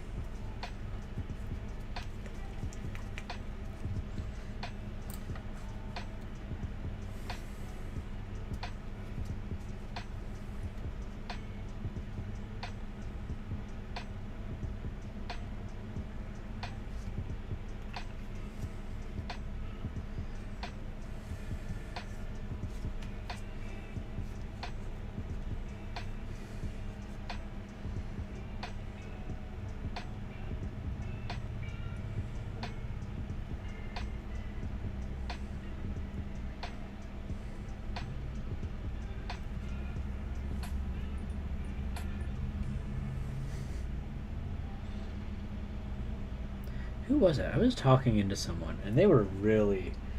They were ripping into, like, Citadel paint way more than I ever do. And they're like, it's chalk. Like, they have a bottle of white, and I swear it's just chalk. Like, they took chalk, and they put it in a tub, and they sold it as a paint. And I was like, oh my gosh. What was I was talking about? Hi, Ganon!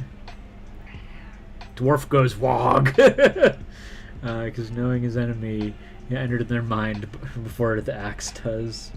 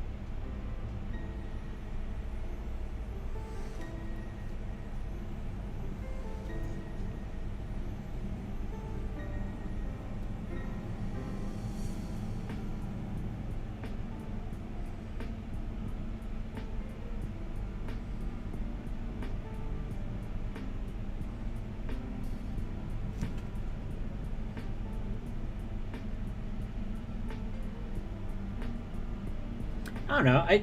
The thing is, I don't find their paints perform any better than like any other brand, right? Like it all depends on what you need the paint to do. Um, like for example, there's nothing that a army painter paint can't do that a MSP can, or a Vallejo, or a Ganon, or Scale 76, right? Like their paints are all right, but for the price point, there's no. At least for, here in Canada, right? Um, for me to buy a bottle, like just a regular bottle of Games Workshop paint, it costs something like $6, whereas I can order one of these for $3.50, and these work beautifully, right? Yeah, it depends on what you're wanting, right? It depends on what kind of properties that you're needing and what works best for you. For example, I find foundry paints to be too thin, but some people love foundry paints.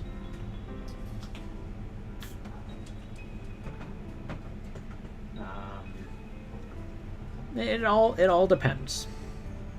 But for myself, no, I'll pass.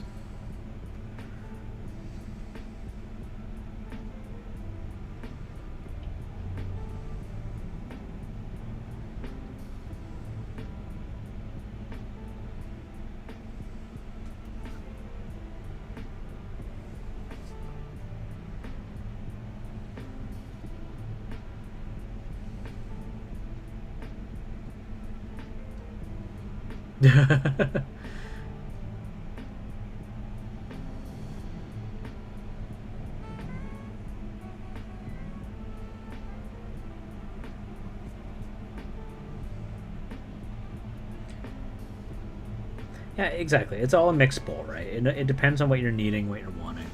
Um, and I've seen some videos that seem to have convinced me that I could potentially use Army Painter and not despise it. So I'm willing to give those a shot too. Because the shop right next to me sells Army Painter paints. Um, and Army Painter paints separate really, really, really strongly, like strong separation. And it takes a lot of like mechanical effort to be able to get them to mix well again. But if you take like a vortex machine and you go, it'll just do it for you.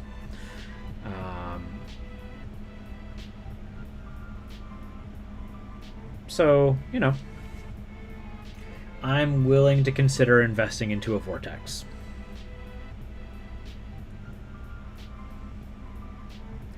Because it cannot be good for my joints having to shake things that often. You're not really made to shake things like that. Like, don't get me wrong, we can do it, but it's not good for your joints. Yeah, vortex mixers are great.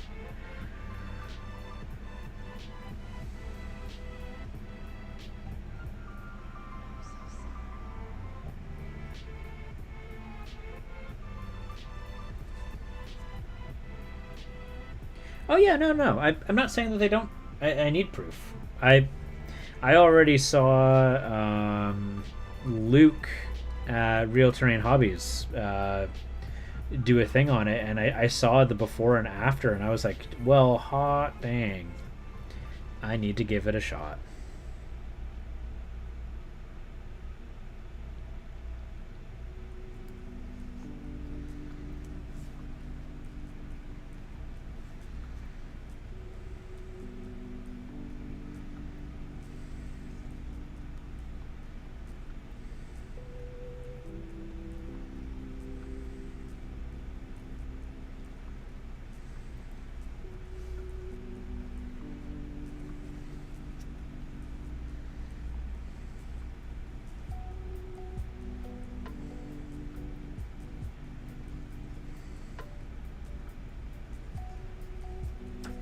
I do, though, one thing I do want to do is I want to,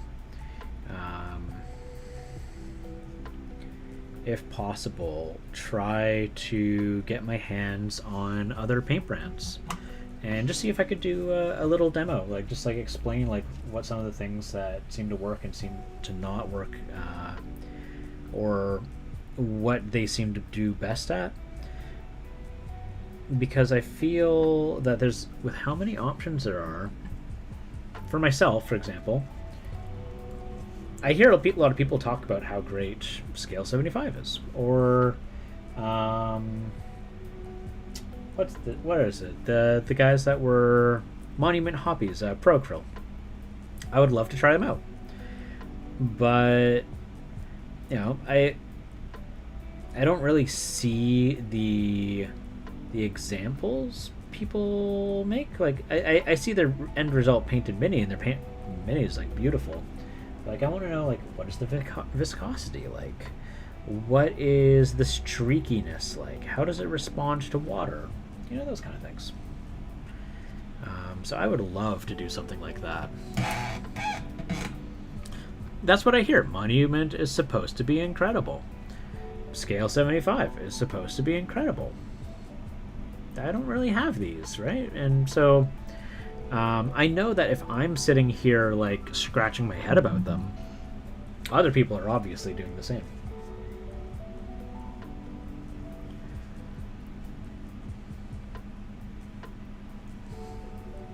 I mean, I'm gonna watch it eventually.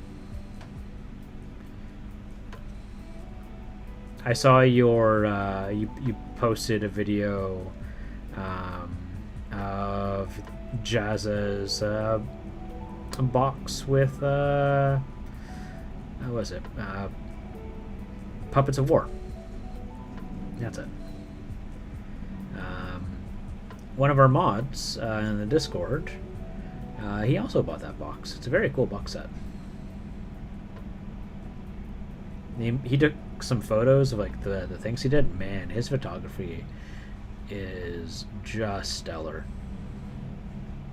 I need to get like photography tips from him.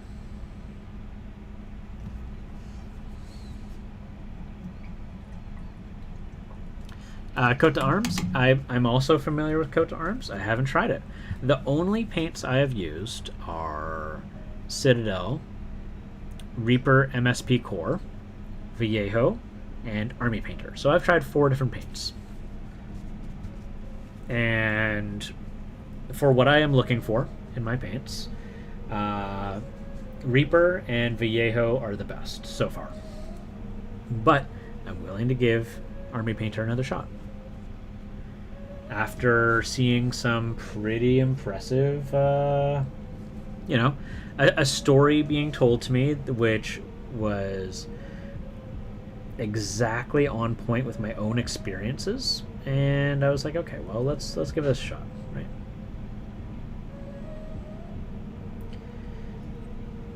If anyone's curious on what video I'm talking about, Luke made a video saying why I stopped using Army Painter, and I was hesitant on clicking it at first because I was like, is this another thing of just like bashing somebody to the point of no return? But no, it ended on a positive note of him saying, this is why I stopped using it, and I did this one change, and I couldn't be happier, and I'm in love with it again.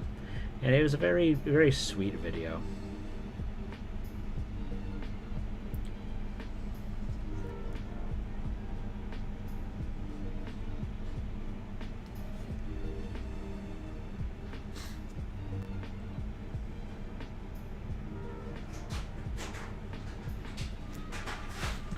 Give me a second.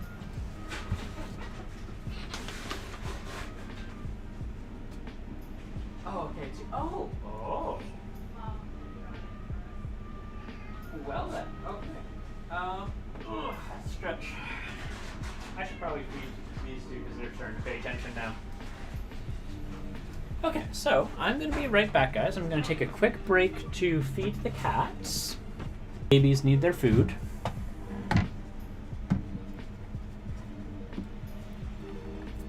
And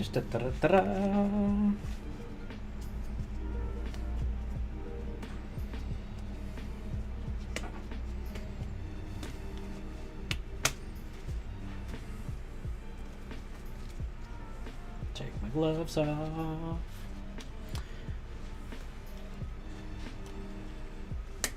Yeah, it looks like a really good box set.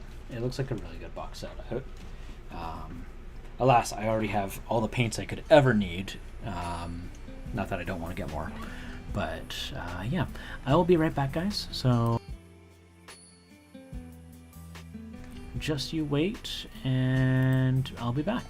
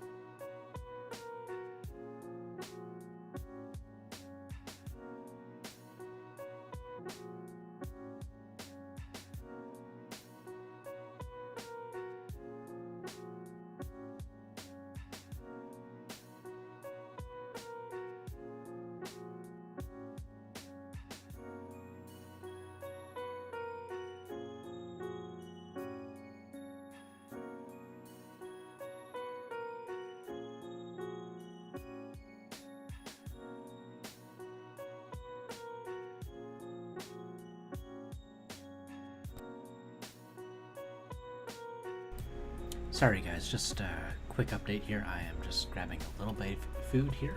I'll be just a little bit longer. I'll be right back in about 5 minutes. I am just grabbing a little bit of food here. I'll be just a little bit, okay?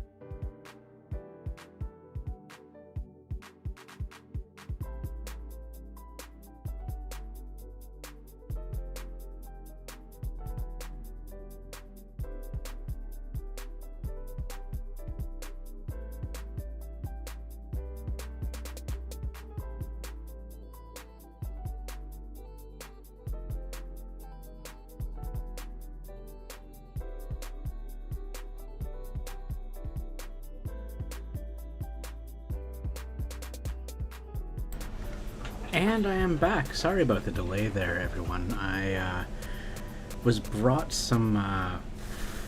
Oh, music died there. Because of course. There we go. Was brought some food, and I thought it would be kind of a waste if it was left cold. So, plus, as we all know, for those who paint, the lower your blood sugar is, the more your hand shakes. And I'm pretty sensitive on that scale, so I like to have something on hand that I can keep my blood sugar up with. Lets me paint longer. I really tell you, the only thing that really keeps me from painting for longer periods of time are my blood sugar. And my caffeine-riddled body. It's just the handshakes. I am struggling getting this glove back on, but while I struggle, I will let you look at the cool things in the background. Let's put this guy over here, too. Really cool. I love it.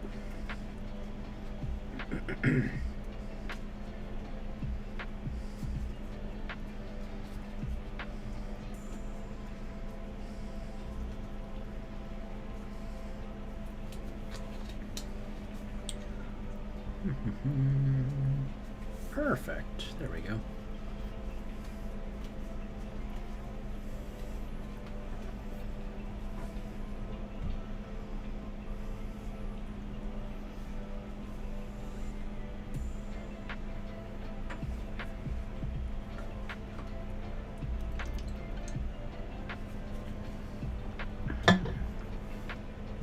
All right, there we go.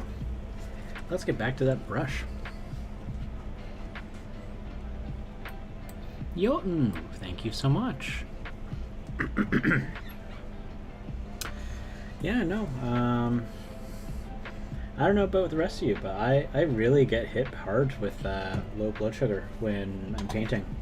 I don't get irritable as much as some people do sometimes, but I do definitely, I get the handshakes.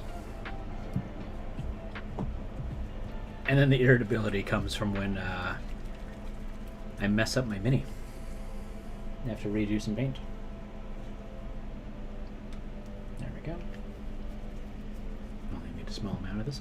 I tell you, this is a joy for my Reds.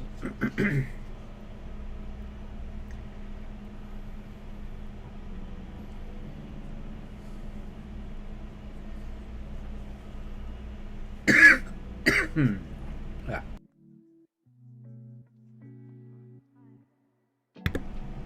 Sorry that I coughed there.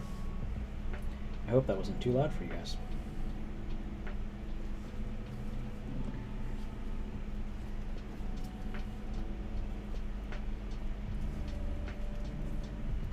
Yeah, that's fine. I'll just start off like that. So that's about on point. Yep.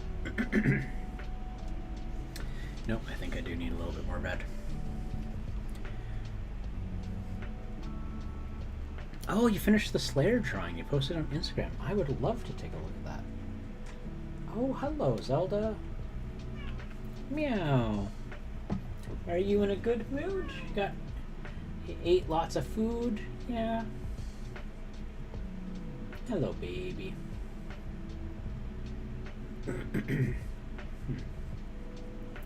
Alright, let's go and take a look at that.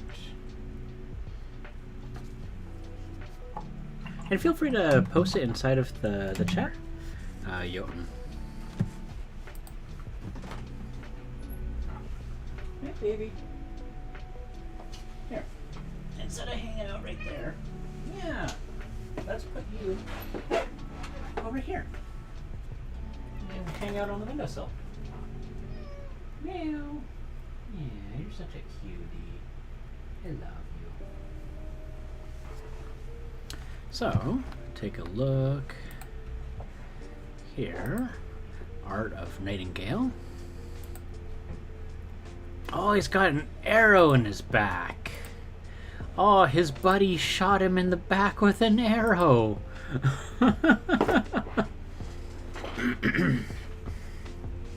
Rude.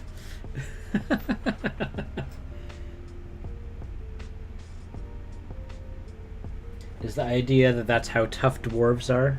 They can take an arrow in the back and it's just considered a prank? Very funny.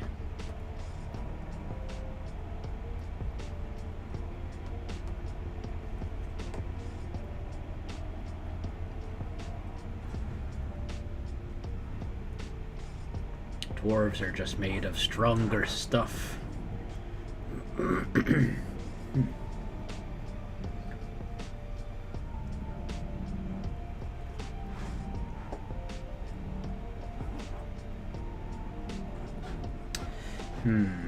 I wonder if I should reach out to Leif.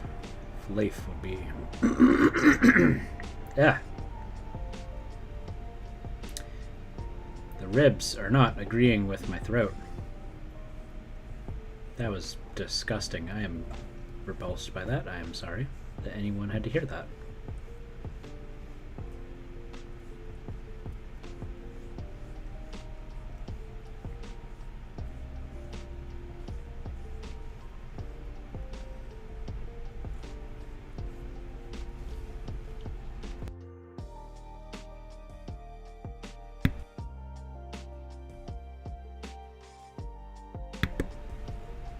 There we go.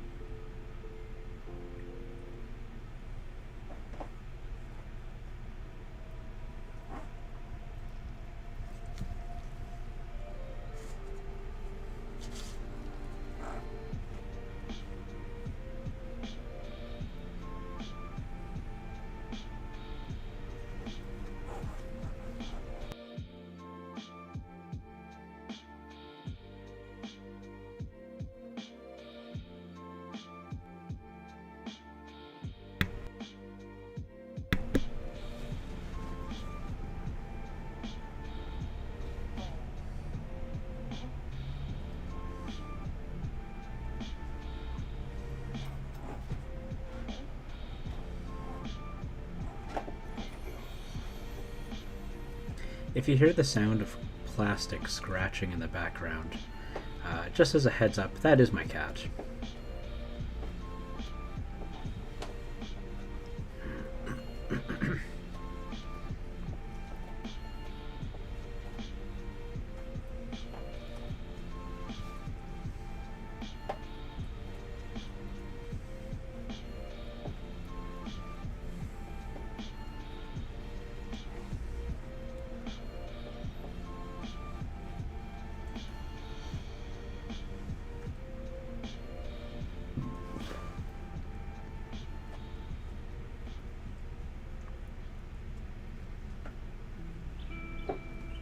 Yeah, that's Zelda.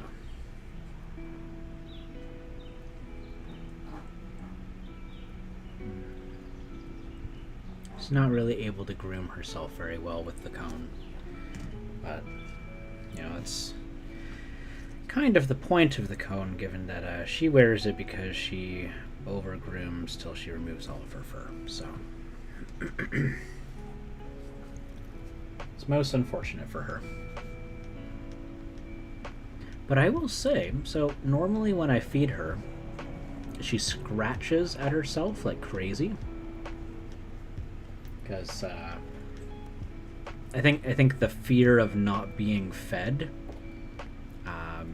gives her anxiety. But today, she barely scratched herself at all. It was, I tell you guys, it was amazing. I was so proud of her.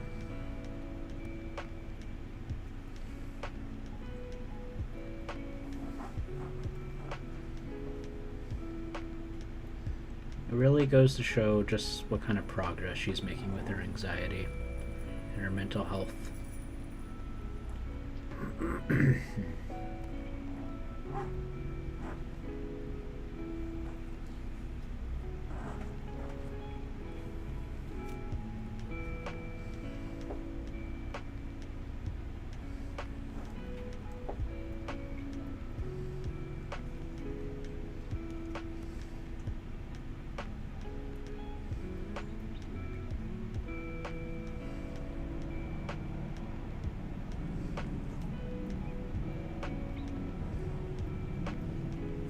Oh.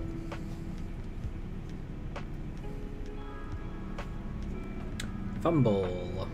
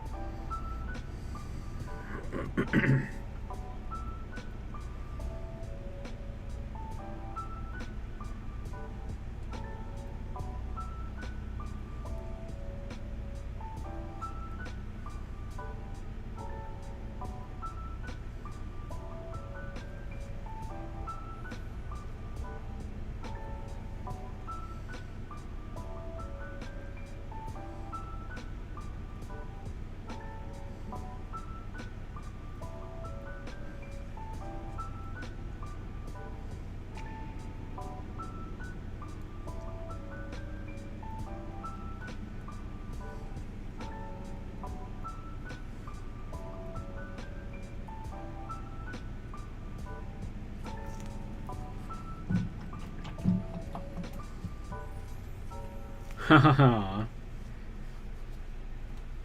Brings a tear to my eye. Here, guys. I'll be right back. Actually, no. Here, maybe I can do this without. Got something stuck in my teeth.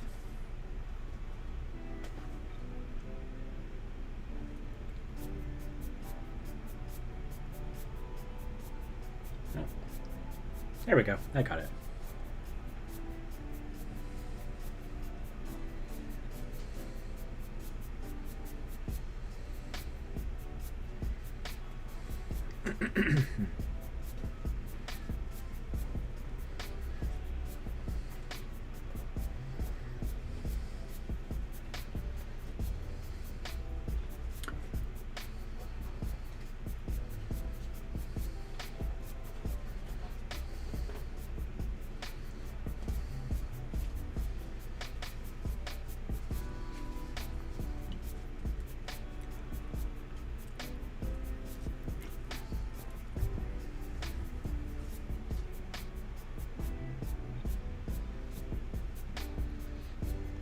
Alright, you're gonna pop off and get dinner ready. Oh, you must be at like East Coast. Alright, well, you have yourself a wonderful rest of the night and evening there. Jotun Wolf, it was wonderful to have you here. And I wish you all the best. Shoulder mounted brr. Hey, Thunderhead. Nice to see you're still here. Thunderhead, did you see this guy? He's got a shoulder mounted missile launcher.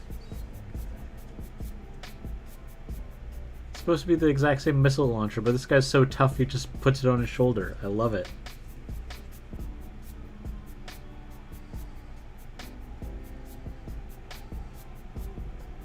So just doing some pink for the undercoat for the yellow that's going to go on the lenses. The exoskeleton helps. It certainly does. Those guys are so cool. I mean, like, I know that like they're very much intended to play off of like what my anticipation of like Space Marines are, and that like these are like the equivalent of Terminators, but like, oh my god, they're so cool. I love them.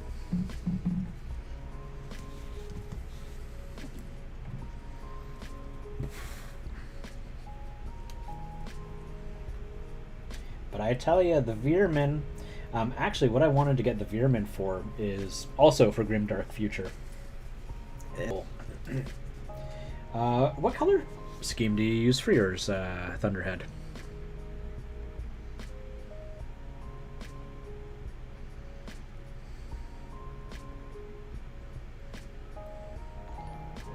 Tell me a little bit.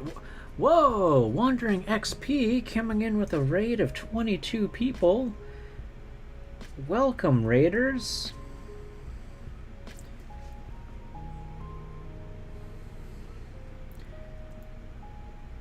Hey, raid! Oh, Danadin! Nice to see you there, Danadin. And hello, Wandering XP. I am just painting up... Ah! Got too excited with the brush there. I am just painting up some Forge Fathers for my community event, March of the Dwarves. So for anyone who's not familiar or doesn't know what I've been doing this month, I'm doing a community event challenge. I'm hosting it, came up with it, March of the Dwarves. I'm encouraging all you mini painters to paint up your dwarves and share them with the hashtag March of the Dwarves. Share and celebrate your dwarf minis. And you know what? It doesn't have to be minis. Minis is what I'm doing, but like you could do an illustration, like our wonderful Jotun Wolf Art, who shared just a moment ago their drawing of a dwarf berserker who accidentally got shot in the back from his friend. And he's just kind of shrugging it off. Here, you know what? I will go and reshare the link. Oh, by the way, I remembered when where I might have a few dwarves. Oh, that's fantastic. I'm glad to hear that, Danadin. Thank you for supporting the Mellow Mini. And of course, it's so nice to see all of you guys. Here, give me a sec. I'll get that. So this is the burp.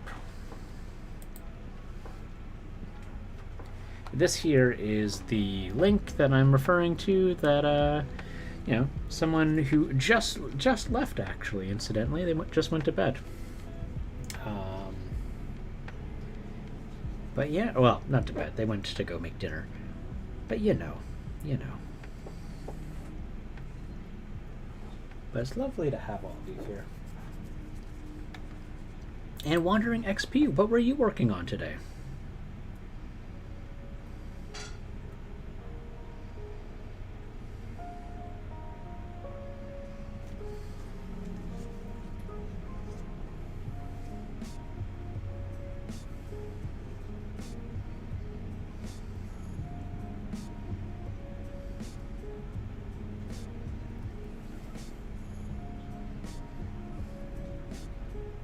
working on the greatest Z fighter ever. Oh, you're painting a 3D print of Vegeta. So one of my best friends is the biggest Vegeta fan. And I'm willing to say that he's the biggest Vegeta fan because when he was applying for the sports team that he joined in, he's a Paralympic, and they said, "Who is your biggest, inspiration?" And he's like, "Well, I don't really have any like real life inspirations because like he's already overcome like so much more than like the average person." And he's like, "Would it be weird if I put in Vegeta?" And like me and him were talking about it. I'm like, "No, dude, I think Vegeta's perfect." So he wrote an essay about how Vegeta, the Prince of all Saiyans, was his greatest inspiration. They accepted him. He is the Canadian record holder for sitting shot put, sitting javelin, and sitting discus. Oh yeah, no, he's awesome.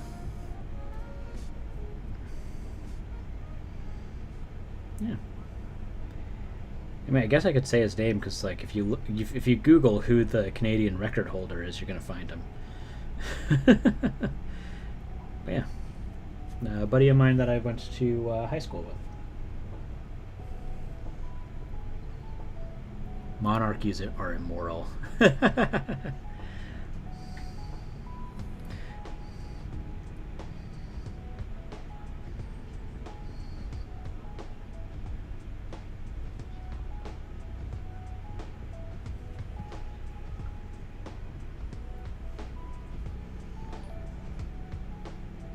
No, Warlander's hosting.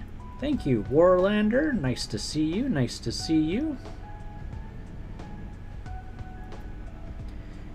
Were you here for the last stream? I can't remember.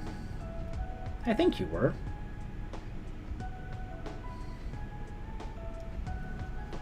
Not much, Warlander. We're just, boop, boop, boop, boop, boop. We're bringing up our 1 painted space dwarf to 5 painted space dwarfs, or at least that's what I'm trying. Sound insensitive, but hitting discuss just gives me the most wonderful images in my head. Sitting discuss? I don't understand.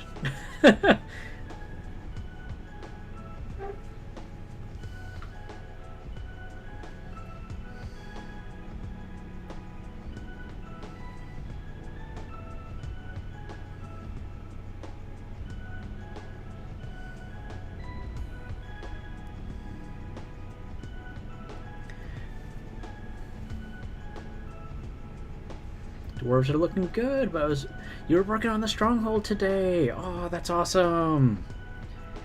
That's very exciting.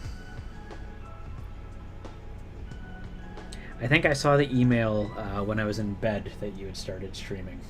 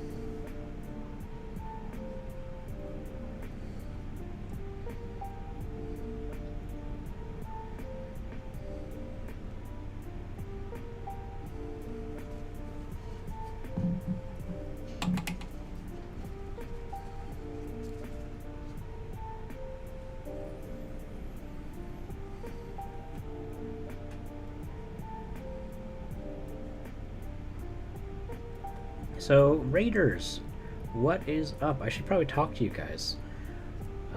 So I know that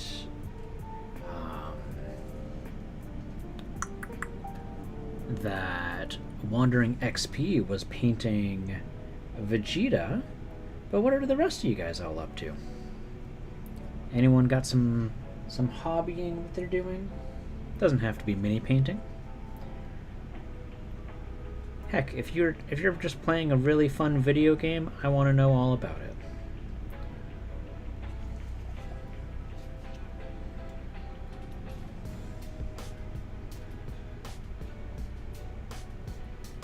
I don't know what you mean by discuss. Like discussion?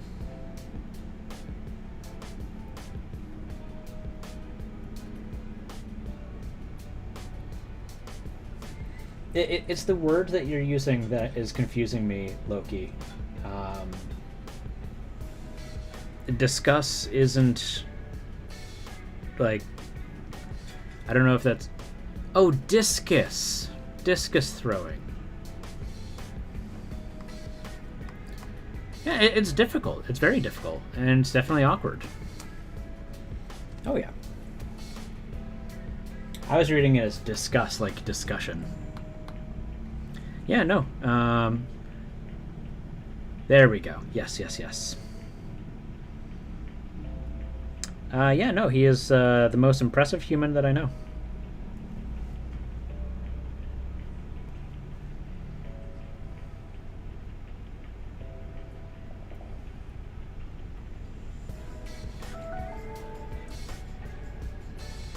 Oh, he's super tough.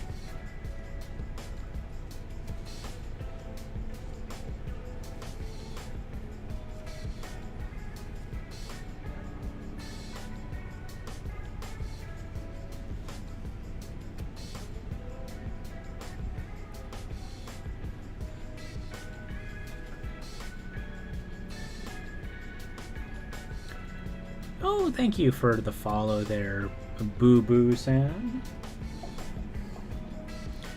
Once you get done with work and everything, you need to get some picks so you can pick some brains. Brains are good.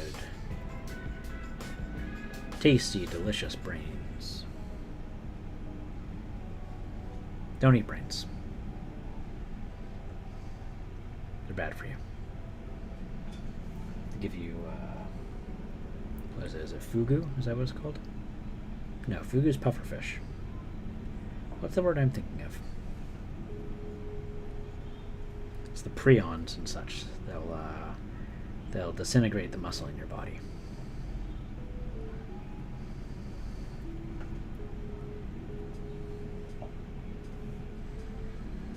Just basing is not new to me, but it's something I do often.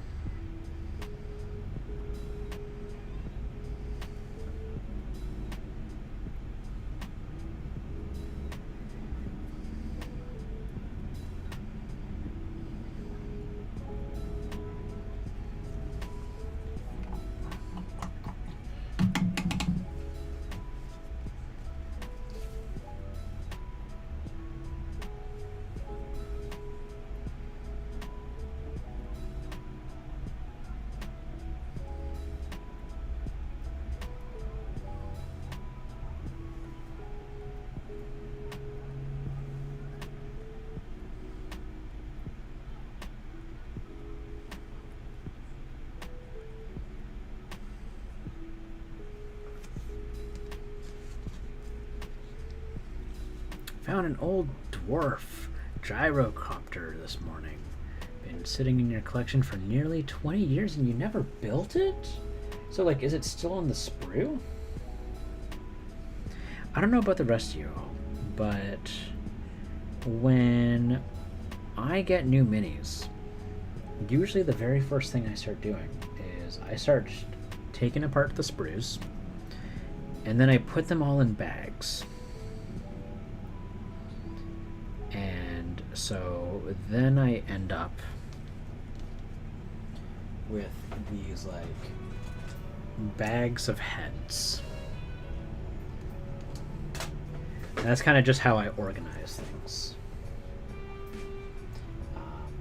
Largely so that if I do have parts that are compatible for kit bashing, then it's just all the easier for me.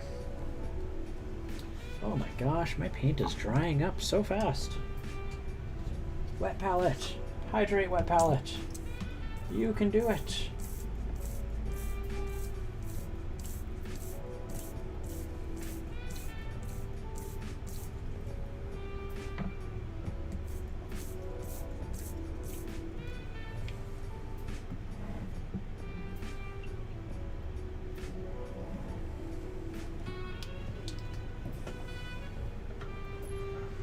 Bag of heads. You know it. It's a big old bag of heads.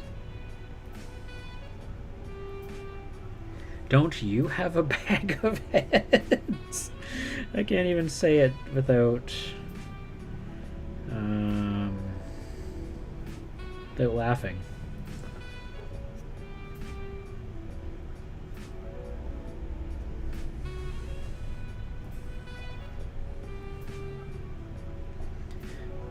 No way. That's so funny, Warlander.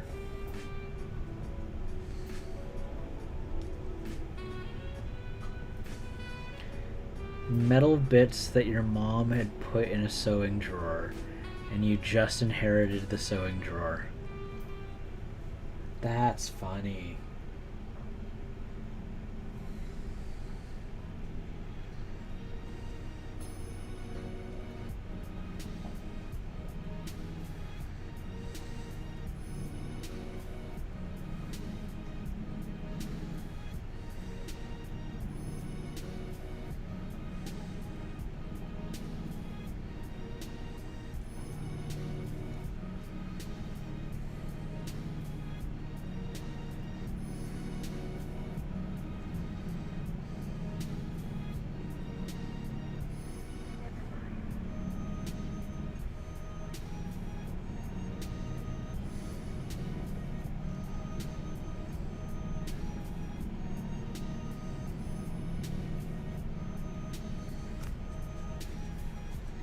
Alright, so I've got that.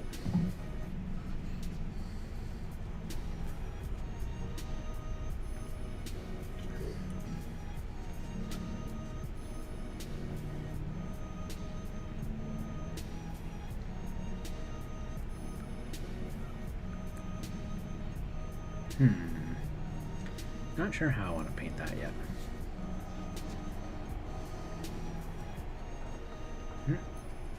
I see not everyone got the brown pants. Let's fix that up.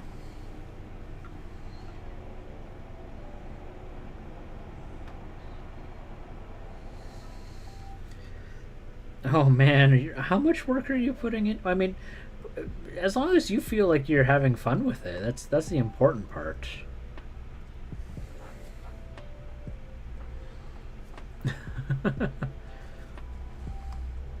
There's also a goblin doom diver and wood elf riding a warhawk inside it as well. I guess it's all. That's all I left the bits out on her sewing machine, and she put them in a bag inside of the drawer. Too funny. I spent the whole of last year building a full sack solution on my own. Oh, so you're just okay, good. As long as you're like repurposing stuff that you already have done.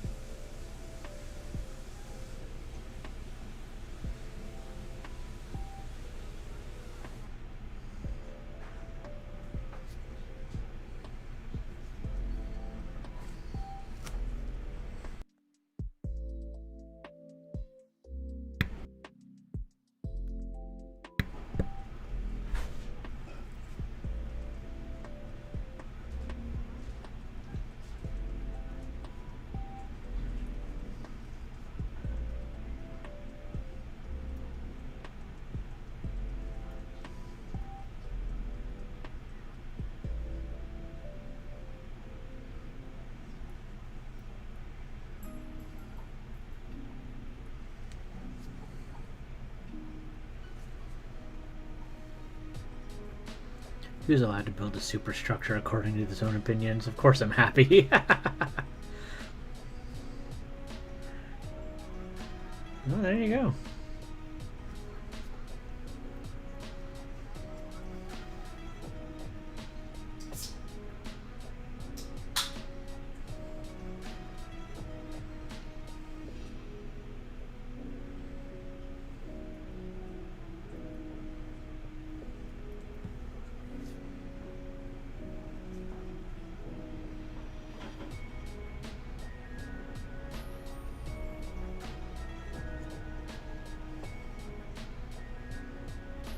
I get that feeling though of creating like an organization structure.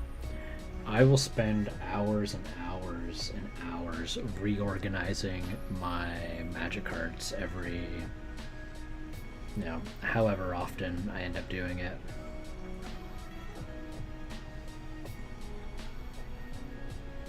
Which is like thousands, like hundreds of thousands of magic cards. Too. It's not a small number because I've been playing since like 7th edition came out, which I think was like 2003, maybe.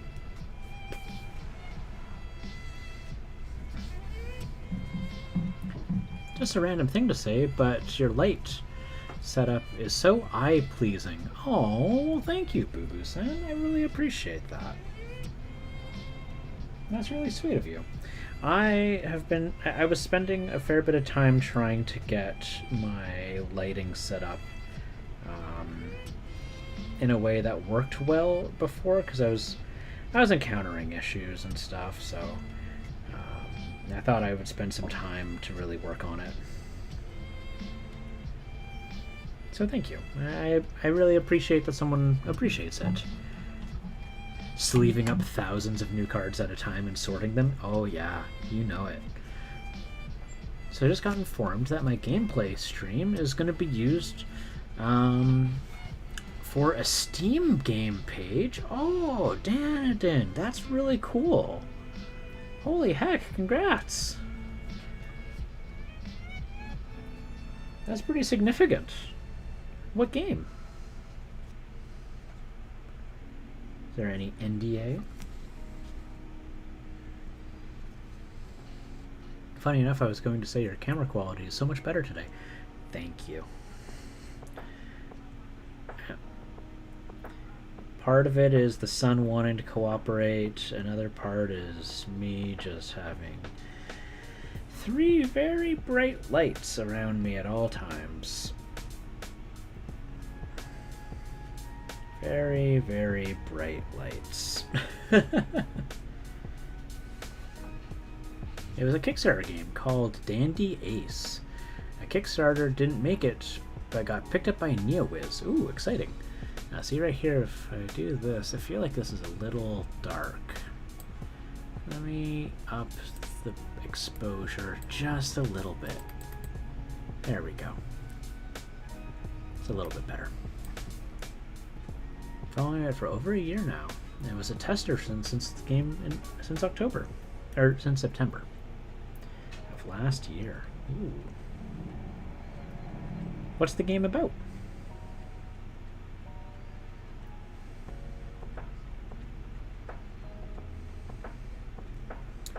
What type of paint do you use on my figures? I use a combination of Vallejo game color, so like this. And I also use a fair bit of MSP, which is done from Reaper Miniatures. But the type of paint I'm using is acrylic hobby paint. So it's like regular acrylic paint, but it dries a lot faster, allowing me to keep working. It's a roguelike ARPG. Similar to Hades. Oh, cool. Man, I haven't played video games in so long. Last one I was playing a lot of was Cyberpunk. Had a lot of fun with that one. But, and then after a while I was like, I'd rather be painting miniatures.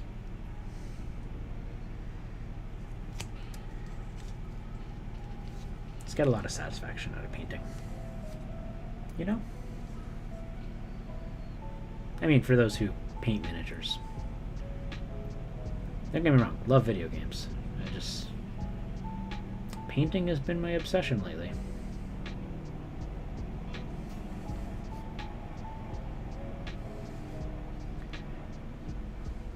Not bloody or gory, which spoke to you. Oh, that's awesome. I think I got through Cyberpunk about 2 hours and then just returned it. Yeah, the original release was pretty buggy. We were pretty lucky. It only bugged out on us every now and then, so I would play for like 4 hours and it might like crash on me once.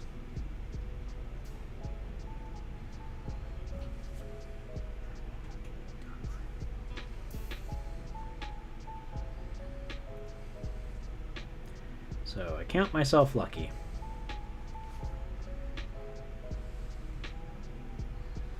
Got to pick up a brush after a whole year not painting, and gotta say I'm nervous. You can do it, Warlander. I believe in you. Would a magnifying glass help? Never dared to paint miniatures since I'm scared of committing mistakes. You can't mess up a mini with paint. You can always paint over it, right? So like if I go and I do this, that's okay. The paint hasn't dried yet. I go on. Now there's this little coffee stain on his back. And you know what? If I want, I could say that that's intentional and that that's mud. Or I can go back to my paint that I used for it and I can just go over it.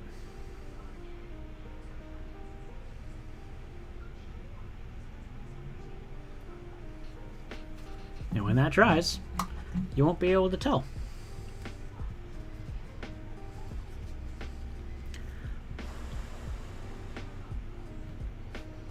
Look at that, it's already starting to shrink up.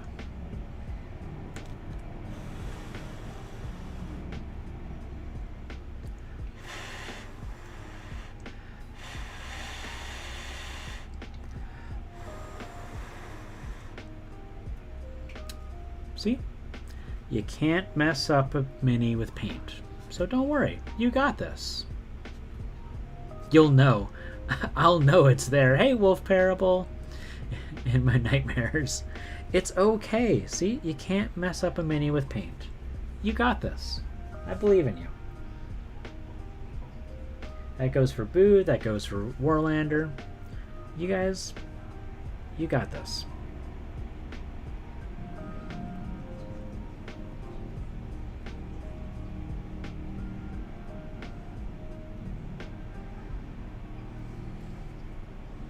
I do 3D, but when it comes to physical things, you get nervous. You know, that's valid. A change of medium can be very intimidating. I have this one friend, she is such a good digital painter, but the idea that she can't use like Control Z to undo a mistake upsets and worries her. And you know, I always try to tell her, I'm like, well, you know, it's okay. You know, mistakes are fine. It's okay to make mistakes. You can. There's a lot of different ways that you can fix a mistake in a miniature. Like I showed there, you could paint over it. There's also other things you can do.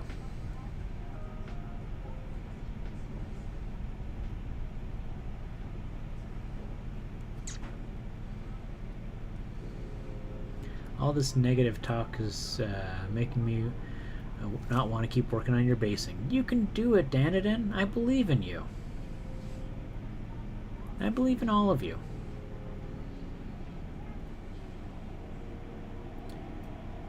Yeah, no, Warlander, you've definitely got something that's a little harder to overcome. But I believe in you. I want you to know I believe in you. Okay? You pride yourself in making mistakes. Yeah. Now, yeah, I wonder... I'm just trying to think of what there might be to be able to help you out, Warlander.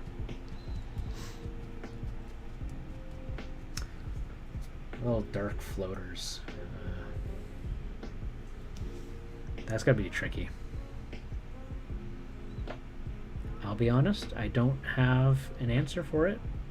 I don't expect you to expect me to have an answer, but I'm sure you'll be able to overcome it somehow.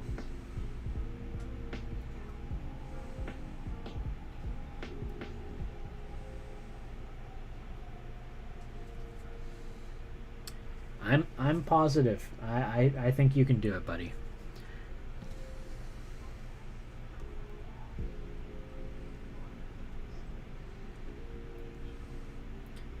And wow, a year.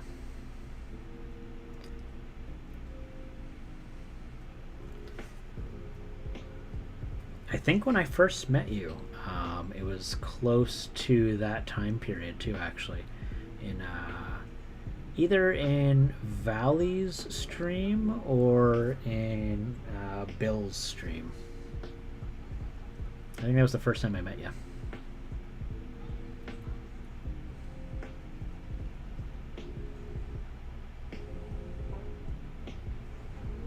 And I tell you, you are in a very different place than you are lately.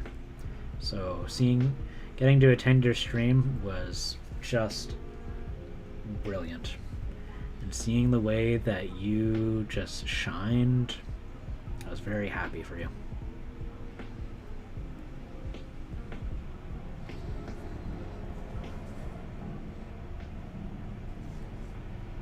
And don't let anyone say anything otherwise. You shine. You've got a brilliance to you. And I know things can be scary sometimes.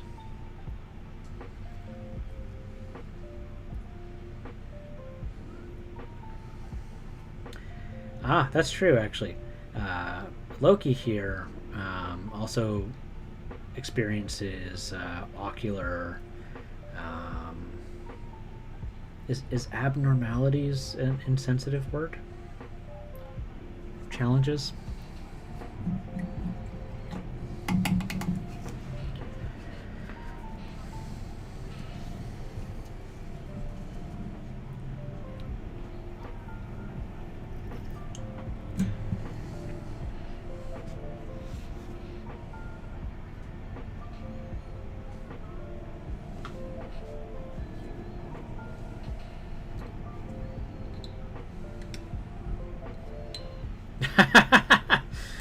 Okay, I think that's pretty valid. I think I would have to intentionally put in an effort, and even then, I don't know if I'd be able to, Loki. First off, I wouldn't want to, so thank you. I understand what you mean. And what you said really spoke to me, Mel. Oh, well, I'm glad.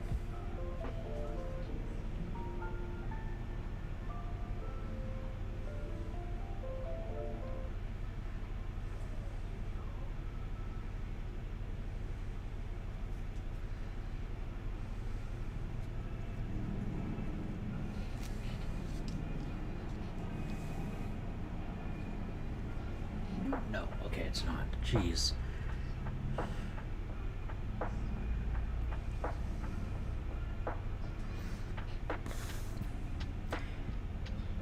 I'm not gonna lie. I paint these pink to be able to make the yellow just pop, but kind of just want to keep them pink at the same time. A big part of me is just like, man, that looks really cool pink. He's too cool. It makes me think of like some retro synth, very 80s, like, oh, 80s aesthetic is so cool. The minis you are painting right now, do they have a general theme?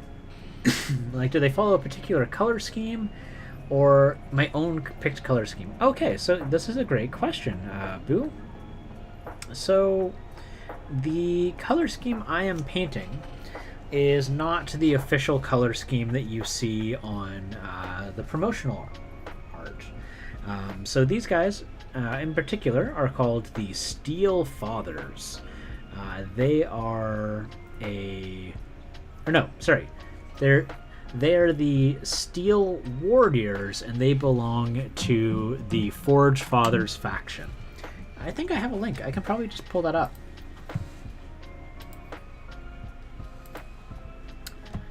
Do. I wonder with that one, can I? No, I can't. Okay. So if I go ba-ba, and I'm just actually in a support email with these guys right now about something with my order, and I just want to get it fixed up because I really love the product, and I feel like I'm getting the stick. I'm sure I'm gonna just keep working with them. Okay. So copy. So this is them right here. Boo. Shazam. And pop.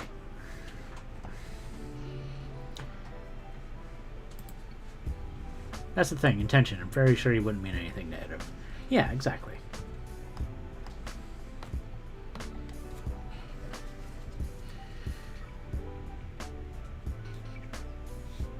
If there was anything that I had a problem with, I would message you with directly and try to talk with you one-on-one. I wouldn't try to be like, you're being a jerk, unless directly and try to talk with you one-on-one. I wouldn't try to be like, you're being a jerk, unless it was something really awful. And it wasn't even on my stream. I was hanging out in one of my friend's streams, and a viewer started being like, you're really pretty, can I send you like, and they're like trying to ask her if she would be okay if they sent her pictures of their genitals, and she was like, absolutely not. And I started getting really mad, and I was like, you need to get out now. I was very, very yeah, I was not anything like what you guys see on stream. We'll just go with that. Because even describing the things that I was saying to them would be very, very off-brand for Mellow Minis. And I want this to be a positive place. Yeah, no, they got the stick. That's good, Warlander. Wow, what happened there? There we go. When causing issues, they give me Halo vibes. I think that's valid. Yeah, I look at them and I think I look at this one in particular, and I think of like the dudes from Fallout, like the T-51 or whatnot.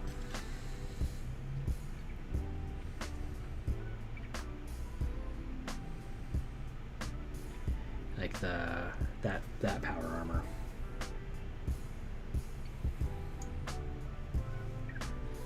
I'm awake. Hello, Mellow Miniatures. Whoever said I fell asleep was lying. You would not be the first person to fall asleep on this stream. I also think this isn't the first time I've put you to sleep. But it's really late in the day for you, Mellow. Wow. Wait, 10 pieces for 15 pounds?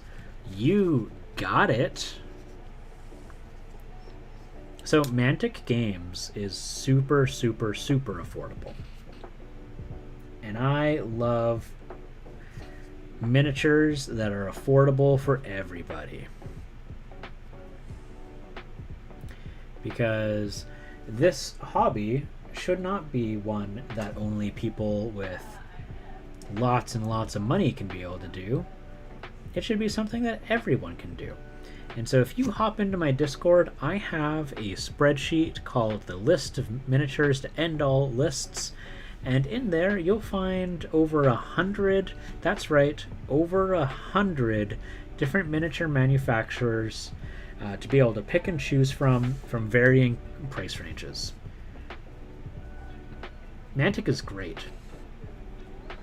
I'm trying to get my stuff sorted out with them, because I'm like, hey guys, I didn't get my Mantic points.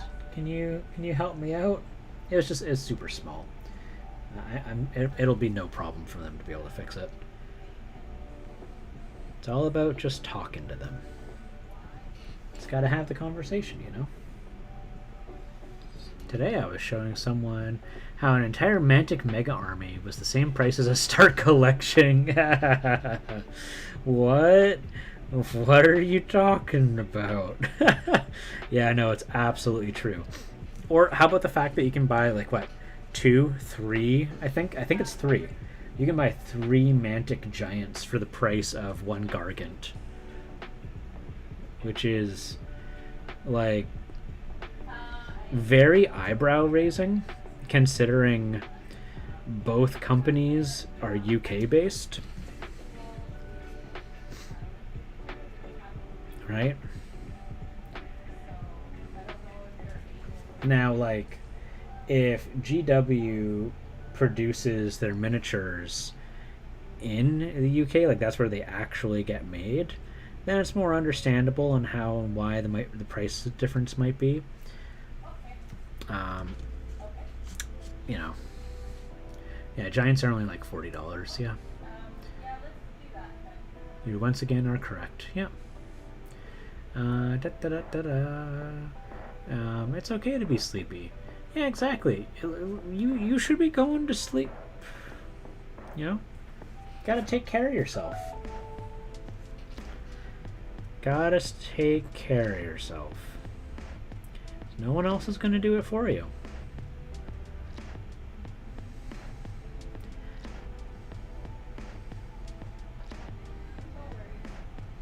You want to make sure you're well rested. You're in college. No, you're in university.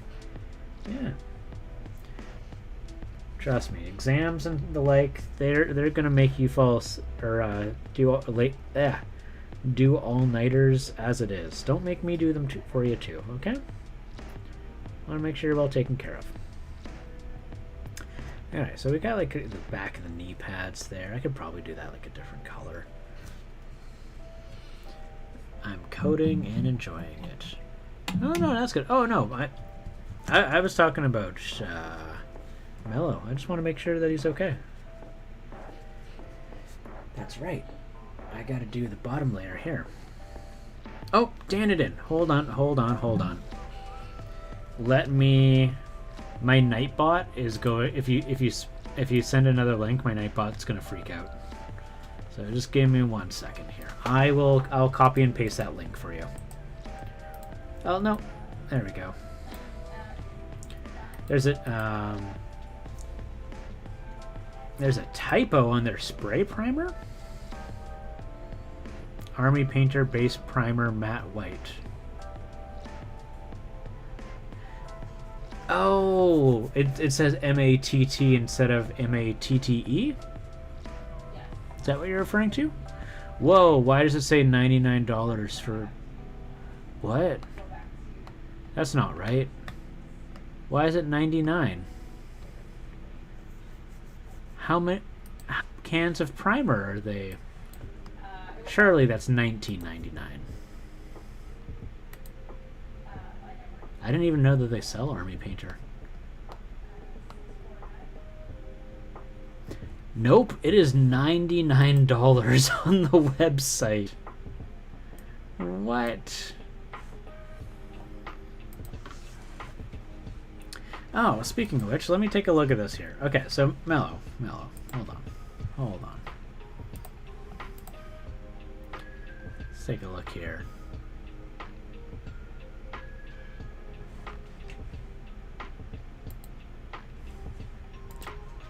Let us take a look at... Oh man, there's a lot of stuff going on in my server. Okay. Now you look at the tracking. It might even be downstairs. Or it might be there in an hour. It takes a while. It all really depends. Let's see here.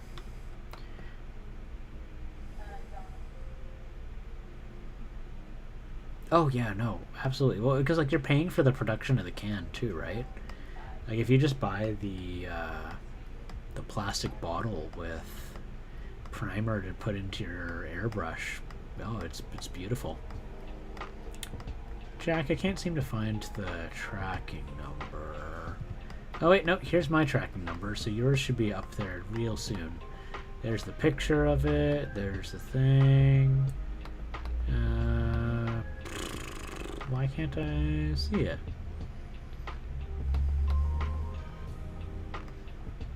I see yours.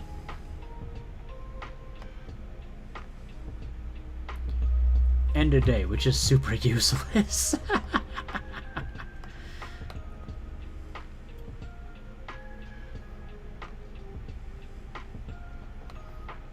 I'm hoping yours my lab check. Yeah, no, did I not get the tracking number from you? I could have swore that I did. Oh well. Here, can you PM me on Discord the tracking number?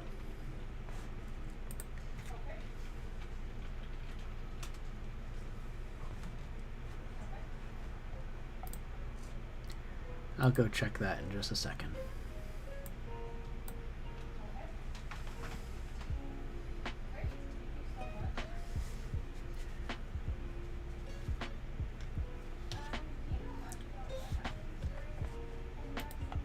Do you know when in our conversation that it was? Because I see the picture that you sent me of the label, and you asked me if it was correct, and then the actual tracking number itself seemed to have disappeared. I don't know. That's all good though.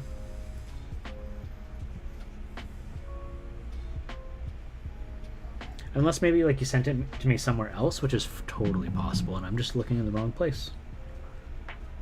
What was I gonna do next on this? I don't know. But I will paint the metal part black. Have I painted bigger figures? I can show you some of my bigger figures that I painted. I paint lots of actually, so normally that's what I'm known for, is painting larger miniatures, because I like painting monsters. So let me go grab, I don't know, who do I want to grab?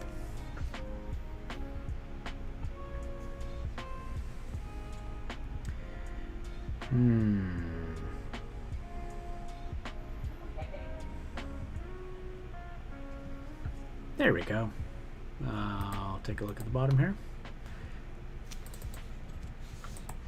All right, so copy that. Look in Canada Post. Got your message there. It was included in a link. I don't remember having a link.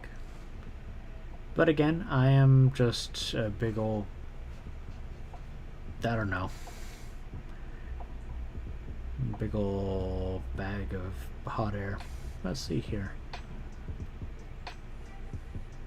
Today, end of day. Yeah. Usually the Canada Post person, usually they come in around between this time and within the next hour. They're usually here between 3 and 4.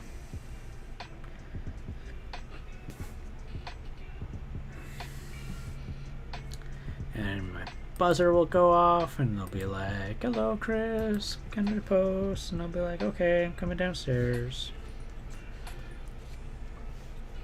She's sweet. She's real nice, if it's the regular person.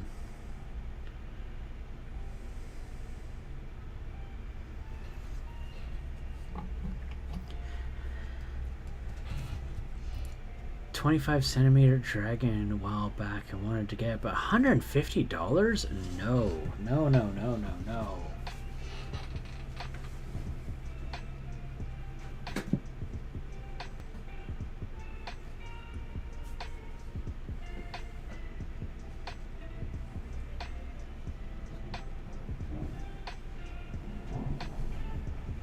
Okay. So 125 inches is about, or not 25 inches, 125 millimeters? Oh, it was 25 centimeters? 10 to 12 centimeters. Okay. So here's my rundown. If you're shopping at Games Workshop, expect ridiculously large prices. That's kind of my thing. So we'll start off with this here. This is the T-Rex figure from Reaper Miniatures that came from the Bones 4 line. So these are 25 millimeter bases. So these guys are like an inch. 25 millimeters is about an inch. So this guy is massive by comparison. Let's stick to the range here. So you know we can take these guys. We can put them in here. The very first miniature I painted on stream, I'll pull that out, and there's this one here from, this is too bright, get out of here, you're blowing up the image. So this one here was the very first mini that I painted on stream. It is a demon from Planet Apocalypse. I do not know the sizes because I do not memorize these. But let's see here. So this one here is close to maybe 100 millimeters. Because it's about 4 inches. Which, in terms of like the peak of the back here, is close to that height. This one over here was one of the last big minis I was painting on stream. And this one here is about, I think it's like 6 inches. Yeah, it's 6 inches. So that's about 125 millimeters. And this one you can get from WizKids for like 20 bucks. I am not exaggerating. I am not saying that to be funny. You can get this as an unpainted miniature for $20 Canadian. Probably $15 if you go to the right place.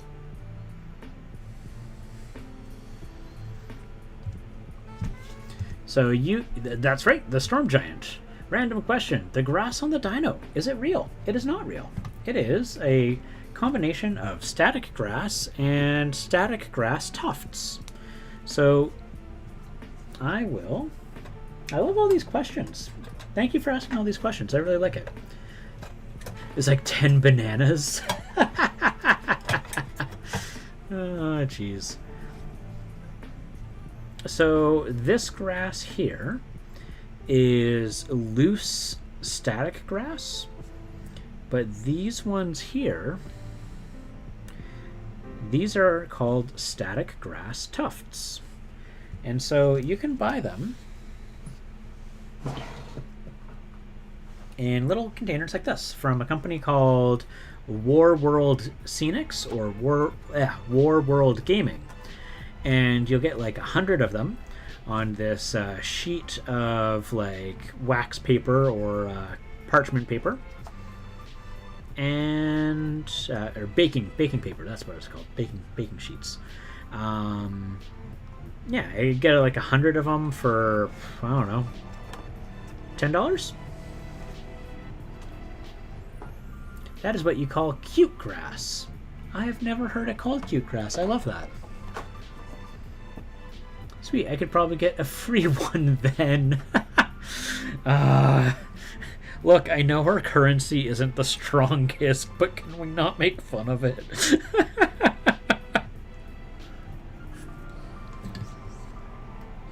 Or if we're going to, at least call them fun bucks. Something that's fun. Oh, you guys are rascals. Okay, let's see here. Dan, I need to go to the beach again and get me a bucket of sand and rocks. Yeah. Okay, honestly, for realsies, like, it's really silly, but like, if you, and I don't buy these because I think it's so absurd.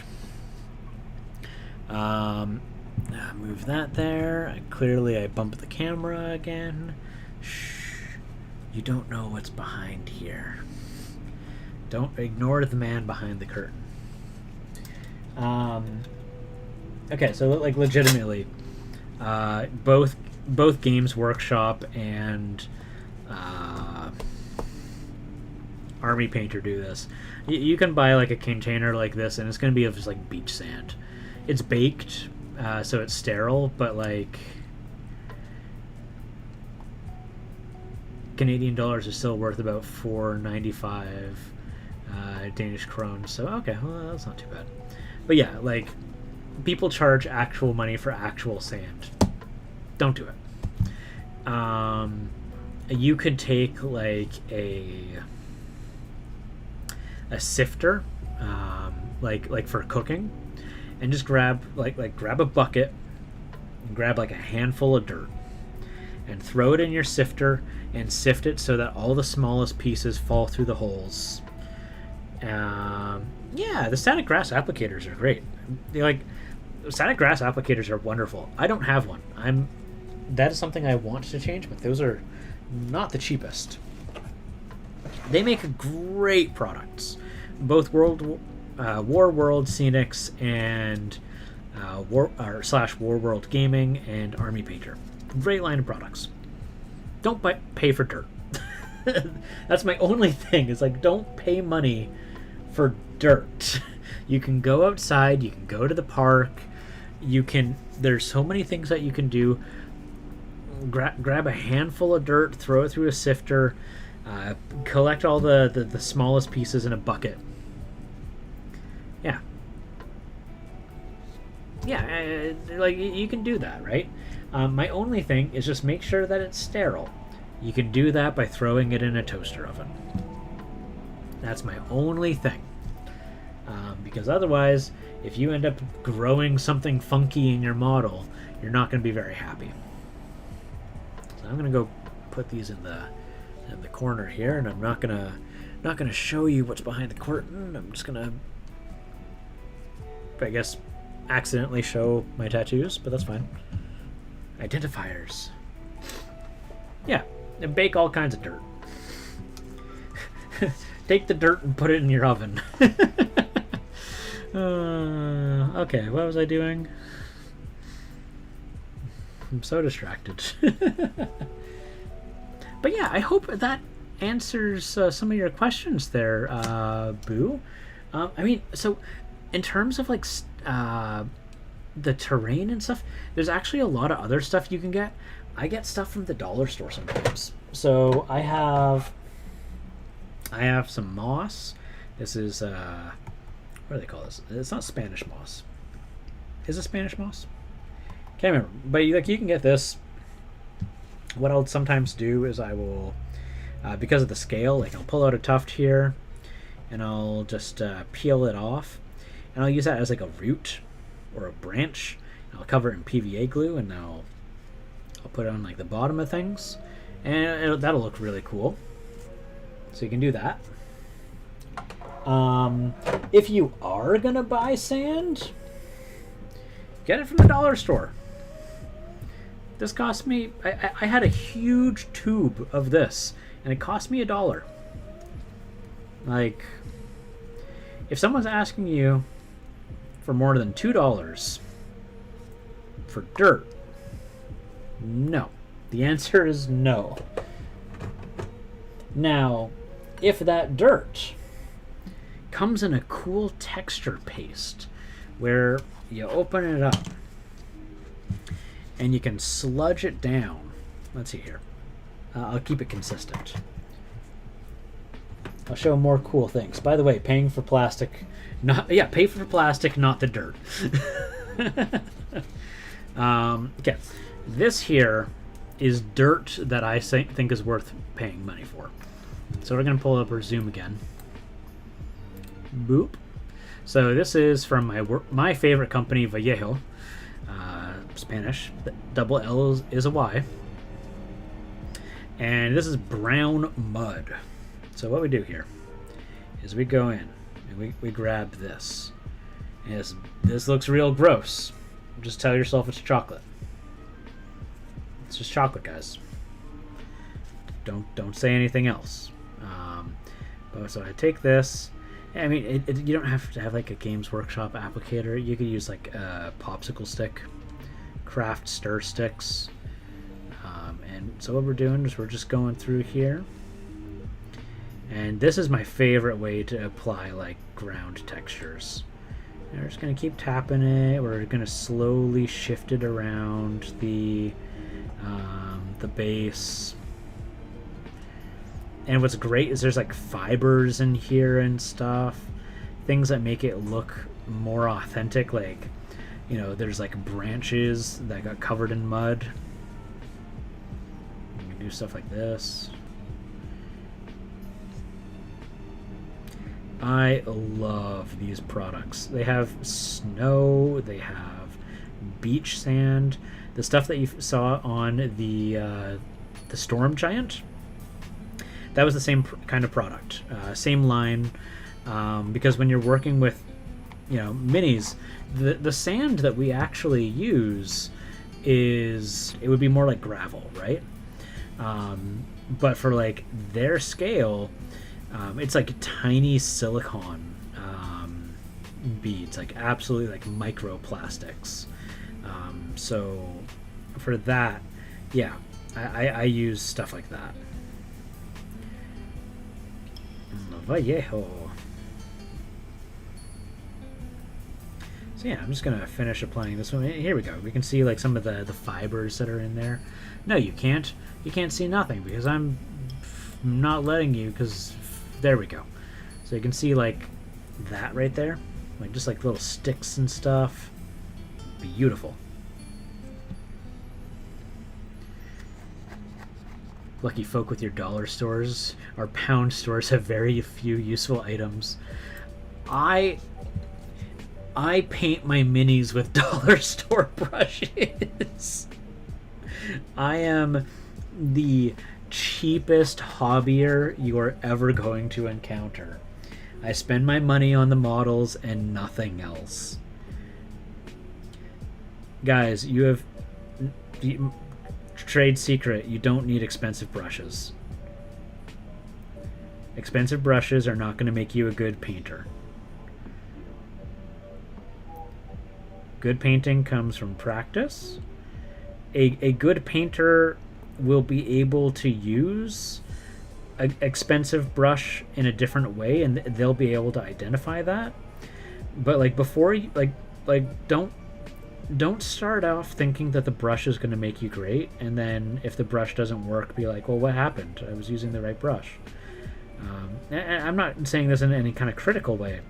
What I mean is, like, get to understand those cheap brushes. Not as, like, some kind of trial or tribulation or anything like that. I say this because they'll work. They'll do the job that you need them to, and as you go along and you like beat up those brushes, they're going to be cheaper to replace, and you'll over time you'll come to understand what it is that you might be doing that's causing those brushes to get so beat up. And once you know how to do that, then go buy your sable hairs. Once you understand like what is going to destroy your brushes, that's when you should go and, you know, put in the extra investment. And not even as easily. They get more damaged more easily. If you use expensive brushes, they'll get destroyed by things like washes or true metallic paints. Right? Like this is my dollar store brush. I've exclusively today been using this dollar store brush. And the thing is too, like, yeah, $5 Mod Podge brush pack from Michaels. Yeah, Like this tip isn't bad. It's not the world's greatest paintbrush tip, but I'll tell you what, this is better than some of the $5 brushes that I see from Army Painter. And I don't know if it's just my one store has just been trashing their Army Painter brushes. I don't know that or have that knowledge. I want to make sure that people know that like you guys can enjoy this hobby for dirt cheap. You can spend as little as $30 and just start painting. You could probably do it for less than $30. So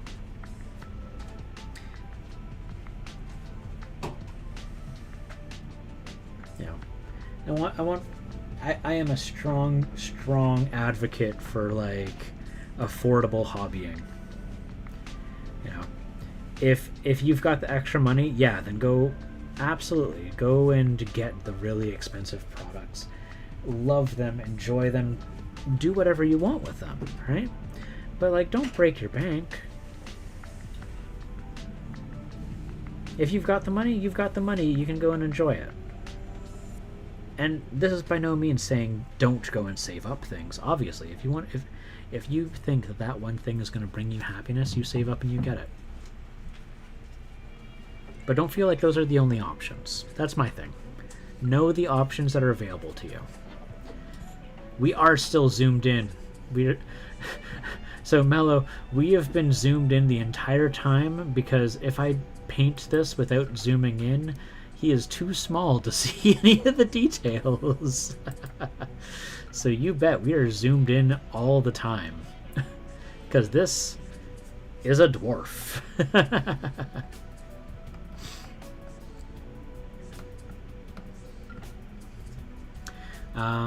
In our prod yesterday, we were discussing couples / hobbying, and I mentioned painting minis and a good hobby you can get into for $25, $30. Yeah. You know, buy your dollars for brushes for like $5, and then go buy yourself like a WizKids mini, two WizKids minis for $5. That's $10. Compact. Okay, he's compact. That's good. It's very squat. So you know, right there, and then depending on what paints you're getting, you know, you can get a paint set for another $10, like a starter paint set. Yeah, you could totally do it for very, very low. I love this hobby. I want more people to play it. This is why I get like, yeah, no, Games Workshop's not the only option.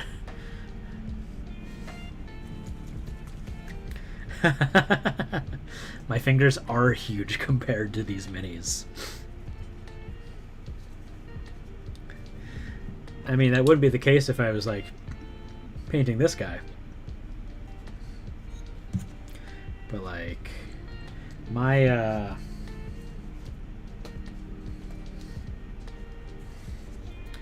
thumb is much larger. You can see how pale I actually am. Part of why I wear the black gloves.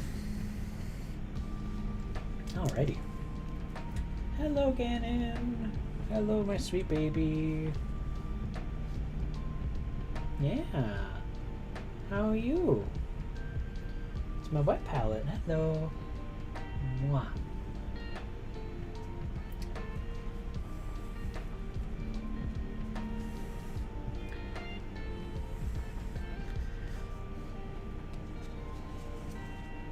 Craft paints are nice for starting because the paints are thicker, require less layers.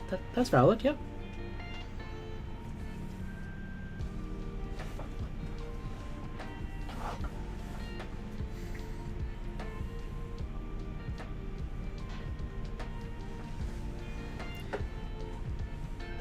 And I will say too, the starting paints on their own can be a little bit pricey. You know, like the $25 what do you use it's.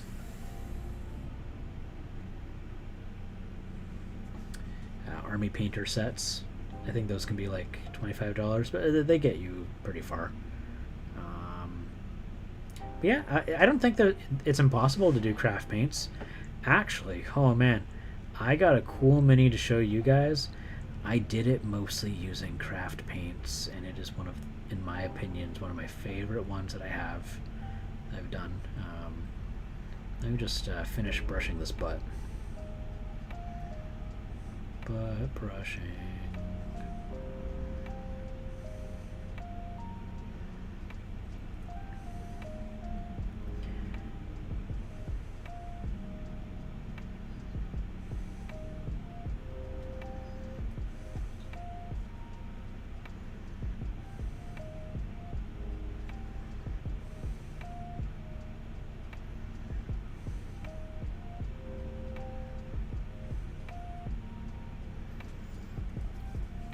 I still use craft paints. You can see the difference. Oh yeah.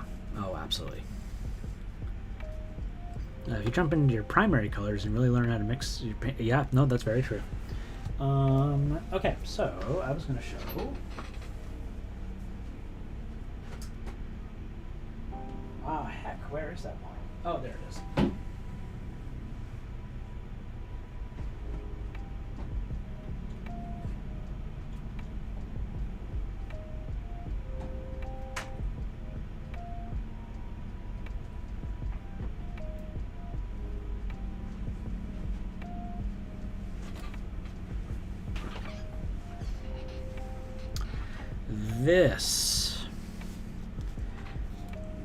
I did this using craft paints. Now I will say I did have to use flow improver for it because craft paints are far too thick and they're very bad at applying. But the pink metallic was a craft paint from Folk Art.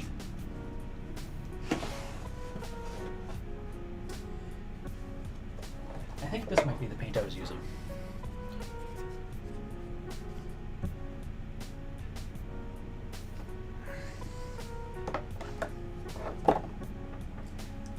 And I also used this.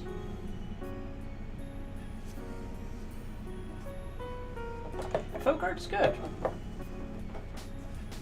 The makers of Mod Podge know their stuff.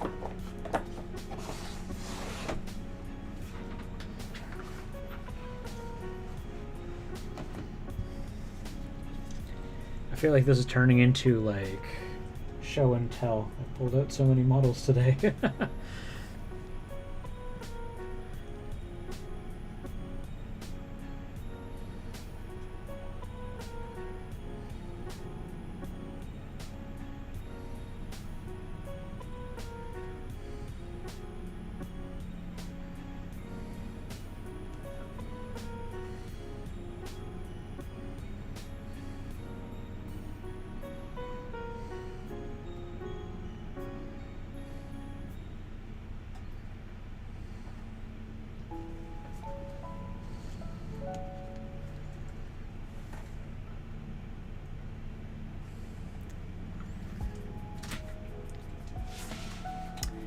That is the same set I started off with when I re-entered the hobby.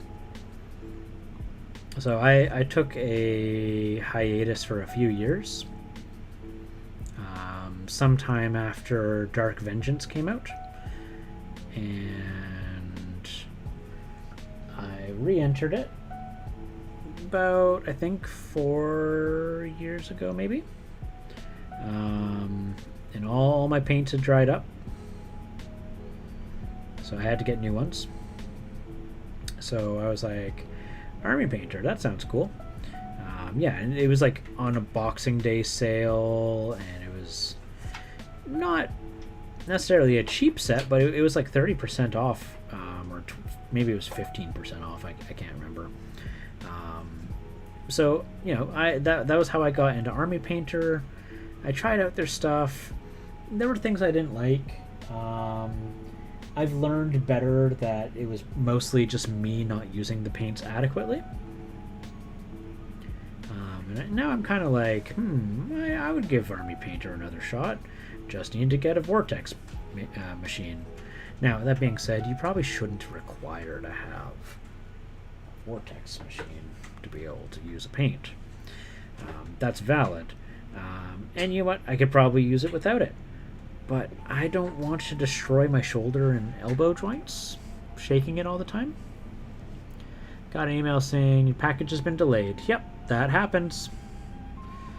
Canada Post. Me and Mellow Miniatures, because our names are very, very, very, very, very, very, very similar, decided it would be really fun to do a collab. So if you look up Mellow Minis or Mellow Miniatures, you're probably going to get both my videos and his. And so, you know, we thought we would do a collab together. And we're going to do a miniature package exchange. So, you know, go check out Mellow Miniatures YouTube.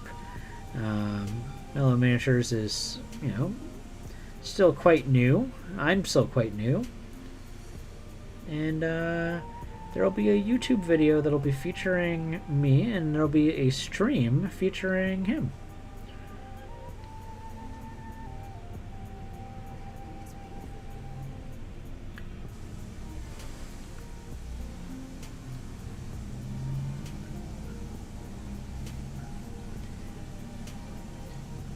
Man, that's funny. Standard, that sounds very familiar to like how much I got it for. Or at least Warlander did.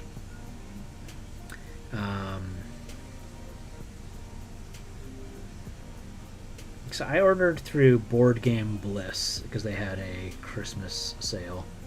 Or Boxing Day sale.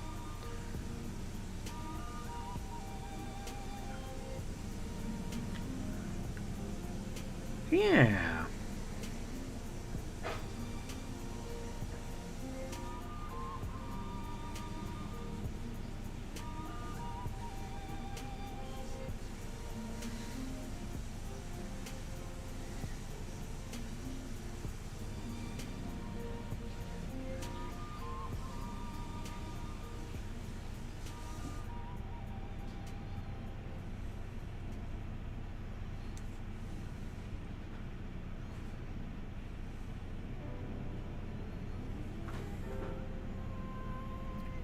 Maybe I should have put a wash on the pants too. Just make my life easier. Oh, heck. Ha ha ha, I mucked up.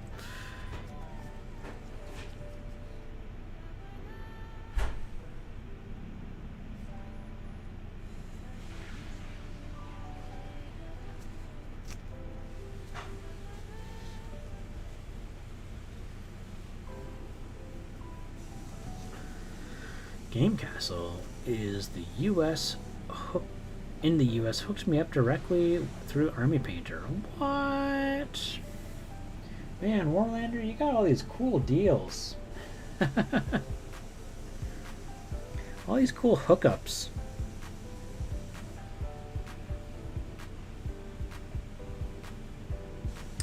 One day, I'm going to be big enough to be able to do something like that. Maybe. Who knows? I'm trying. I'm trying. Largely, I just want to get like discounts on my hobby. That's really, I want to share things with people, and I want my hobby to at least be a little bit cheaper.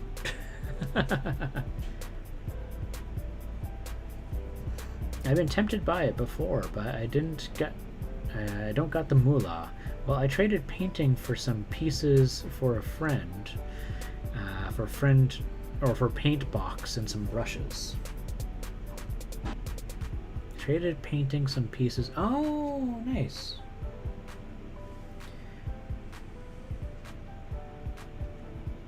So basically, you offered up your painting services in exchange for paying for the paint.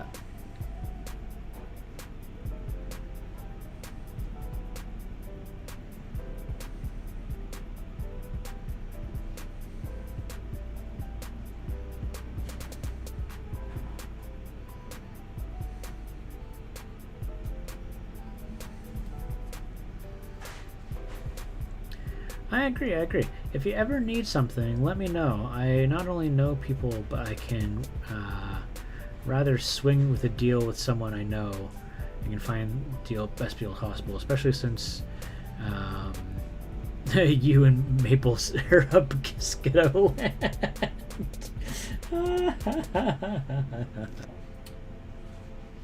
So one of the things I'm trying to do right now, some creature caster models, and they're just located in Kelowna, right? Which is like a hop and a skip away from me. And I was talking and poking and prodding because I know a lot of people who have a partnership with them, right? And I was like, what do I do? Like, I was like talking to them. I was like, how many people, like, what did it take for them to partner with you? And they're like, it takes like 1,000 follows on Instagram or like a social media. And I was like, 1,000? I was like, oh my gosh. So I've been really trying to push my Instagram account lately.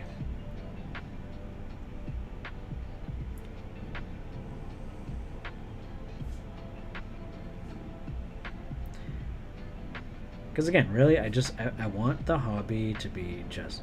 Because not only does it benefit for myself, because it would, but I can also demonstrate more things for people and be like, this is really cool. These are the perks. These are things that you should take into account. For example, you cannot paint or you cannot build this model using just plastic glue. It will not work. Some of the parts are resin. You got to use super glue. Oh yeah, they're super, super close. They're super, super, super close, right?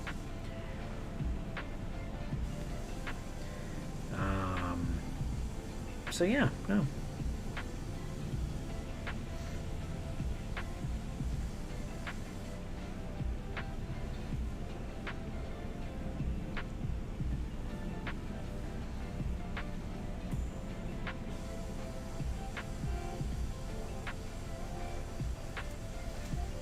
I've applied for 2 affiliates this month already. I know that you applied for the Reaper one. Who was the other one that you were reaching out to?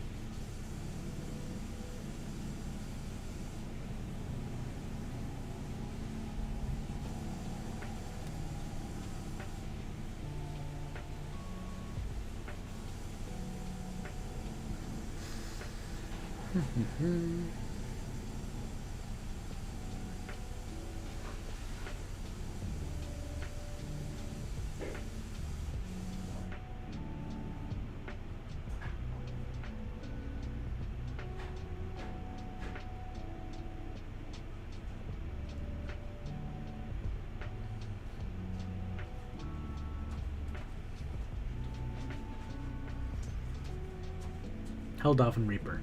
Oh, that's right. You were applying for Loot Studios. You mentioned that because you've got a 3D printer. And then Northumbrian Tin Soldier. Oh, Tin Soldier's got really cool stuff. That's right. I remember you guys were talking about Tin Soldier's minis not too long ago. I didn't know that they had a program. Neat.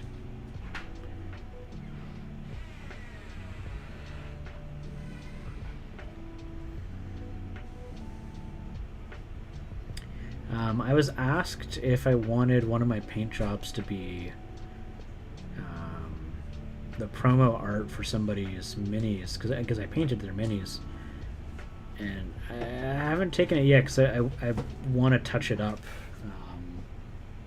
because it's good enough for a table, but it's not like I don't feel confident on it for like basically selling the product, so I want to touch that up a bit more.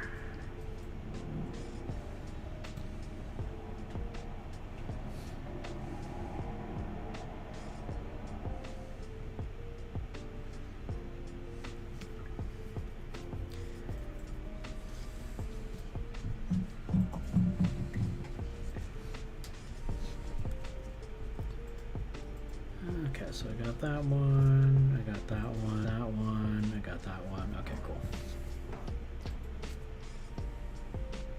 Nope.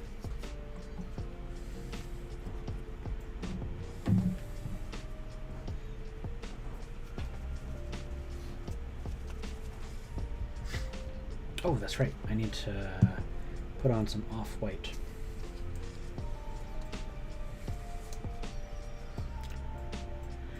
Oh, I think it's very cool. I just I really believe in this person's models, and I just really want to make sure that if my paint job is on somebody's product and they're displaying it, I want to make sure that I really give it my all, and not just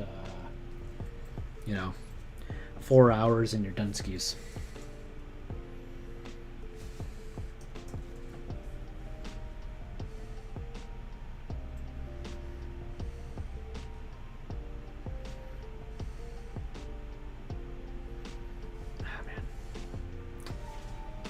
Too wet. There we go.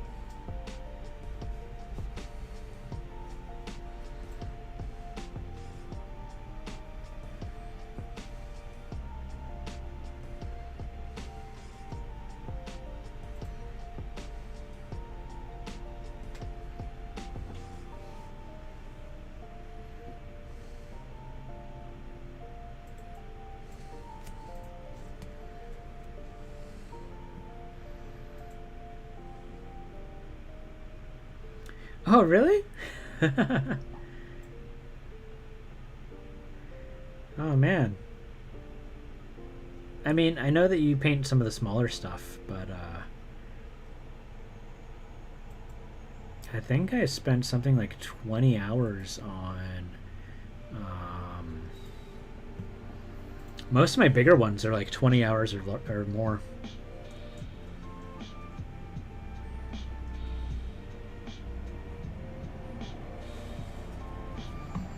Shades and highlights. Who?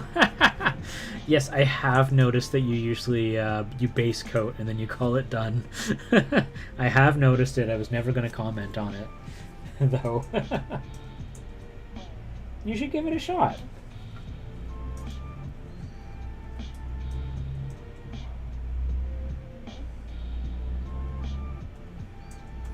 You might enjoy it.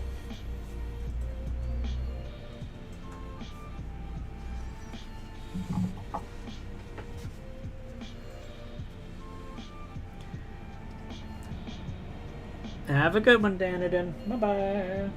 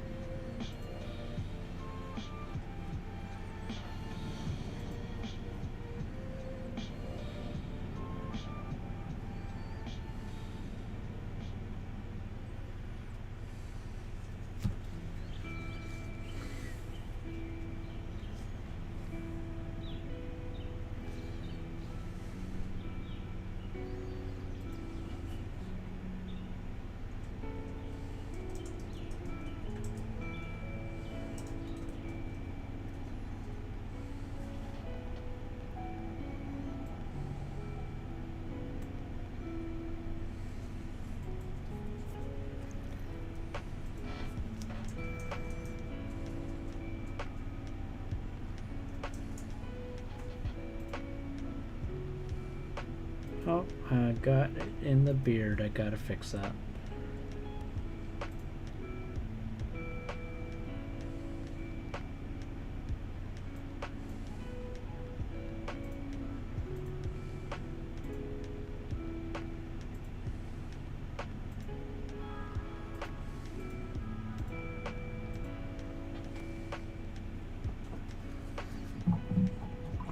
I paint simply and slowly. Base coating is enough. Someday I'll finish a mini. Did your first heavy dry brushes? Well, there you go. See, you can do it. Sometimes it's about going outside of your territory of comfort, right? Like, I mean, don't get me wrong, right? Like, this doesn't look bad. But doesn't this one look just a little bit better? Oh, look at that beard. It's got just a little bit more.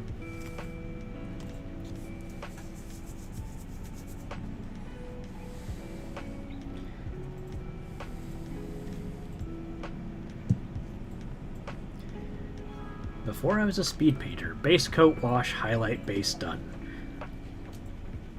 I like getting models on the table. Yep, no, absolutely. And don't get me wrong, I don't think there's any wrong way to paint. For example, I have mad respect for how Valley Dweller paints. Mad respect. Holy heck, the speed that he gets things done at, just wow. He will start off a stream, he'll stream for 2 hours, he'll have like 3 or 4 vehicles on his table. Like if I did things the way that Valley does, all of this would be painted.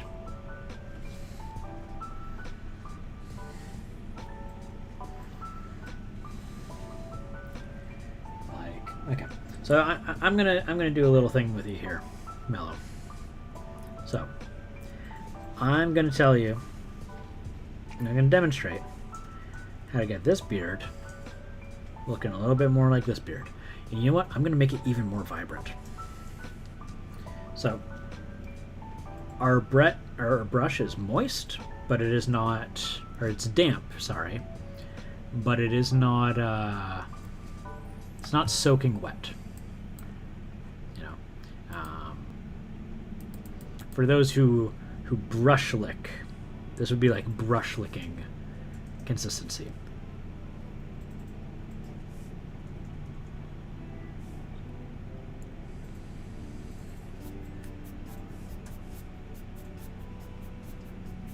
So we get this paint on here. This is too much paint.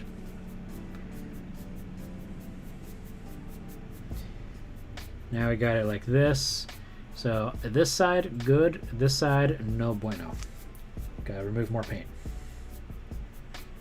Alright. It looks like there's no paint on it. Perfect. And we're just gonna gently caress this. I'm just going on the top.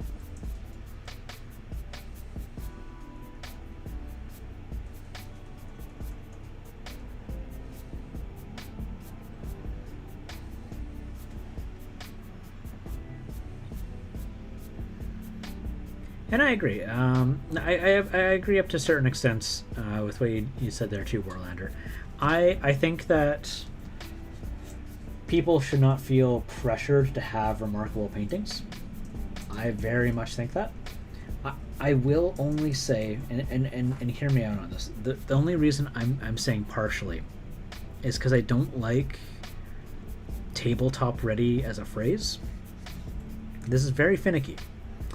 I say this because it sets an expectation and a standard, and not everyone might be able to meet it. I think tabletop ready, for my own opinion, in my opinion only, should be a personal bar, right? What does that person consider to be tabletop ready, right? Very finicky. I know it's practically meaningless what I just said. But this is why no one will ever hear me say tabletop ready. All right. So these are already pretty on par there, Jack. But we can push it further. Now we are dipping into this yellowish color. It's too yellow. It won't do. We need an oranger yellow. And that's just my personal philosophy. And I only say this because I see so many. I would agree or correct. Yes. Thank you. I only make this distinction because when I started getting into the hobby, I was encountering so many gatekeepers, and I wanted nothing more but to just tell them off. I think that's like the angriest I've been on my streams. I don't like it. Yeah, we're gonna push it further, Jack. We're gonna push it further. Look at this yellow. Look at that yellow, Jack. We're just gonna rub off some of that more paint. You see it right there? See right there? And we're just gonna lightly tap it. Tappity tap.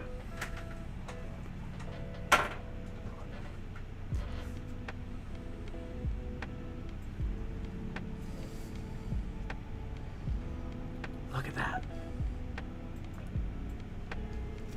And now, to change things up, I'm going to take some of that yellow and we're going to mix it into the last color. And this is how we're going to diversify this next guy. So you can see this is a slightly browner orangey yellow. And this guy here, we're just going to go in there. I'm going to reach in that crevice and we're just going to go tappity tap it.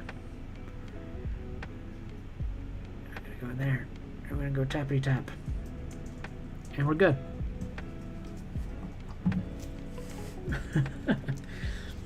So I distinctly want to make sure that I go and I put my brush on the screen so people can see how little paint I put on there when I do that.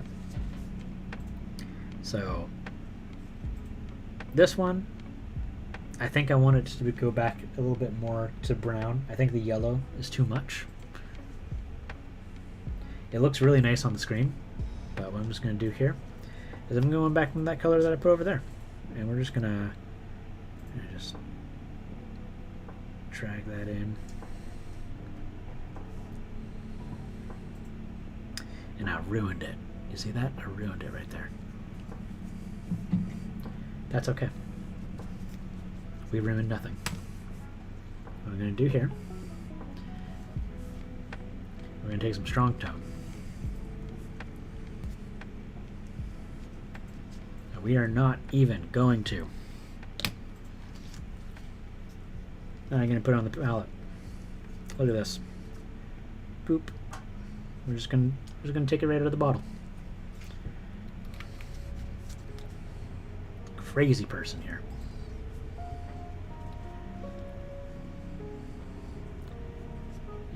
Take that. I'm going to just drop off a little bit of there. And we're just going to go in here. Okay. And we're just going to go boop. We're going to go down those lines. Boop. Boop. We're just going to go in here. I'm just going to give a little bit of darkness. Beautiful. The subject speaks to me. Strong tone. Subject speaks to me as someone who cannot become an artistic painter. I am very happy with my level of painting when I do, and I find it hard when people are always trying to help or suggest that my work isn't to their satisfaction. Yes, yes, yes! Right there. Or that you can improve. I understand what they're saying, but I often don't understand how that's not. Or yeah, I absolutely get with you on that. And you know what, Moorlander, that is why the community event is not a painting competition. It is a community engagement and a raffle. It's not a painting competition. Because I don't think everything has to be a painting competition. I think us just all getting together and having a blast is more than enough. The thought of pin washing like that just horrifies me. If it went all over, that's okay. If it went all over, we fix it. It's all good. Jack, were you sleeping when I did this?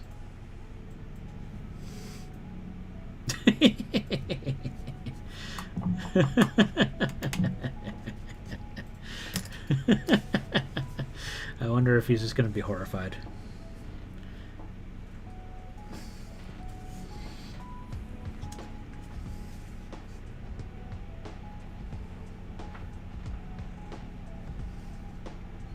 Alright, so we're just going to take this and we're just going to fix it.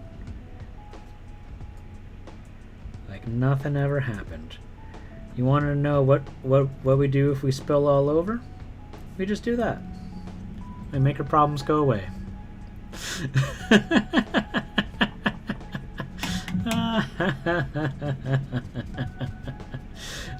He was sleeping when I did that the first time. I love that there's so many like my own people here. I painted the Yellow Chaos dude, and my not so much friend these days just went, but why yellow? There's so many other better complementary colors than green for yellow, and it irked you. And it irked you all for the right reasons. It was your decision, it was your choice.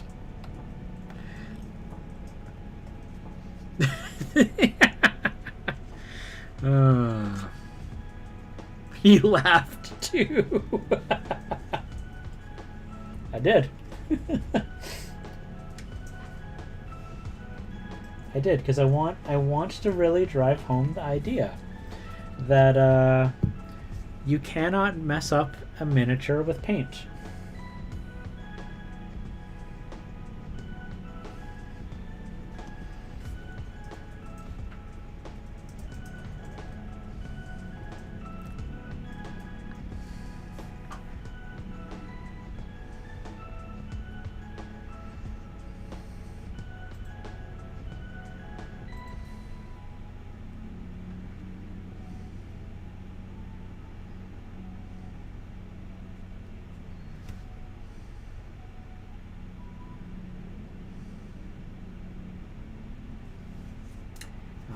Yellow lifts so easily.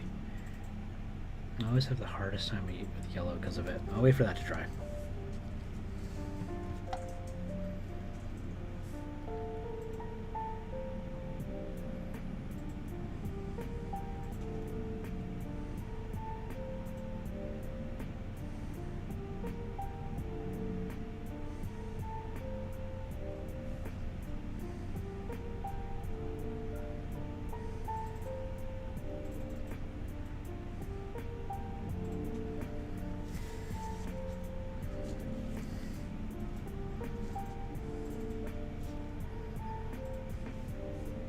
It's all good. You know what? Like, I think sometimes we just need to be a kid with our paints. You know, we need to not worry so much about the rules that people come up with, or like this is the official way of doing it.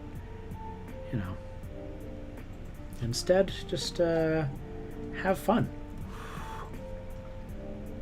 Reminds you that, hey, Boo, you're still here. Yeah. Reminds you of the helmet of astronauts. I like the yellow because it really ties things together neatly. So why I picked red, yellow, and blue is because I was going off of a triad color on the color wheel. So with the primary color being blue and then accents of red and yellow, and it kind of makes this like Y shape on the color wheel. Which is why it looks not terrible.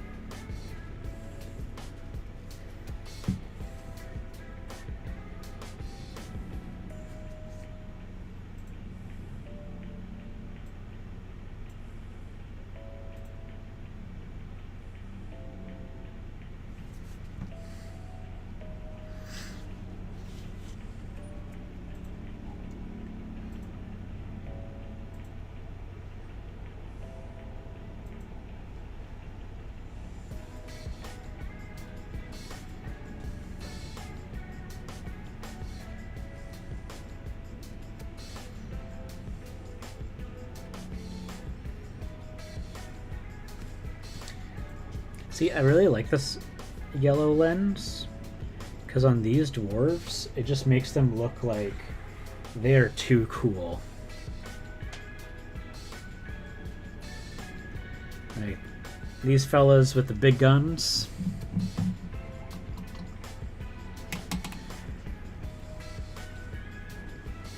Oh, cool. That's exciting there.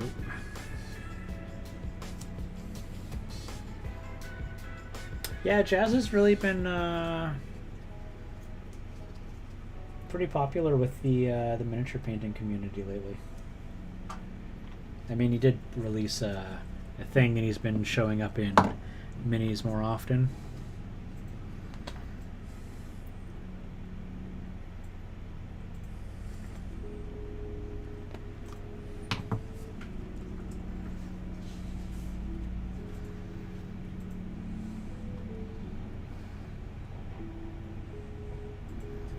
Oh yeah. Oh no, absolutely there, Warlander. Well, especially because like with the airbrush, um, you're able to do a fair bit. So like you can get an even base coat, and also you can work with lighting directions, and you can basically rely off of your instincts without having to necessarily rely on your eyesight. So yeah, I'm super glad. But anything that helps you out, that's key. Me going to sleep now. Have fun. Night, boo.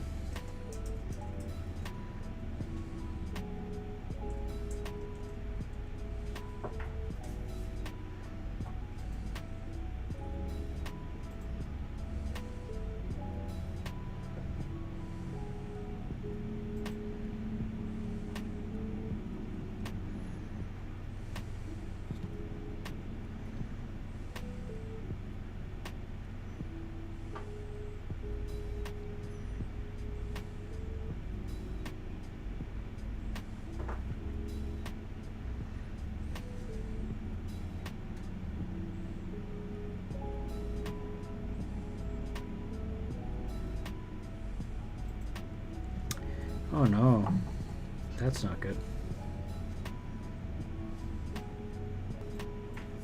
There we go. That fixed that. So, Mello, you may have missed there. I don't know if you saw it, but I absolutely got black over on the lens. So what I just did to fix that is I wet my brush and I just erased it off.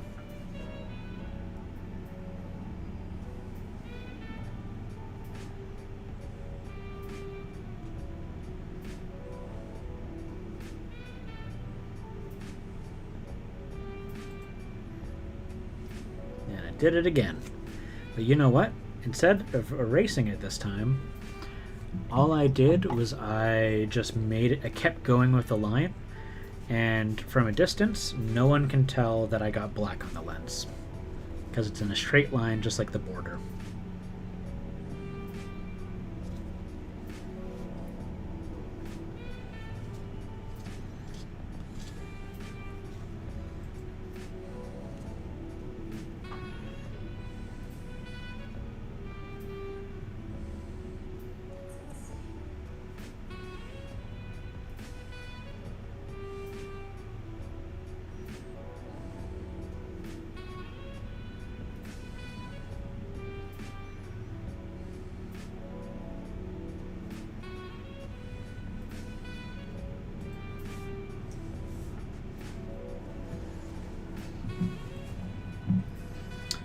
All right. It is 4:30. I think I'm starting to run out of gas. Here. I probably need to call it quits for the day. So, we've got some pretty well painted dudes. I will say that there's a possibility I will finish these off stream because I really enjoy painting them. I don't want to finish painting for, oh man, why are you so grainy?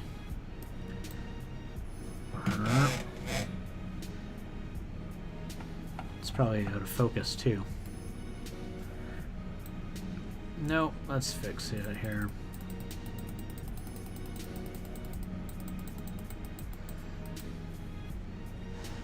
Yeah, it does not like this angle. It's starting to get dark out too, so that's another thing. But yeah, so I'm gonna call her quits here. Oh, thank you so much. Am I on tomorrow? I am not on tomorrow. I will be on Saturday though. You know, yeah. So on the next Saturday stream, I don't know if I'm gonna paint a fantasy dwarf or if I'm going to start trying to paint the Iron Ancestor, because the Iron Ancestor is really cool looking. So I might get prepared for that.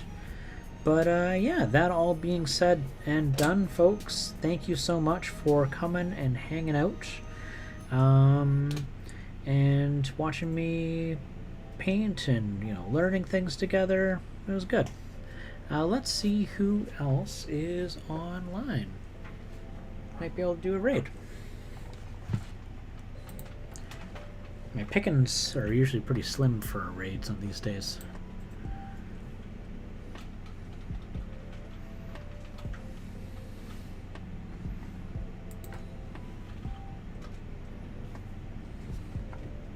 These days, I mean Thursdays.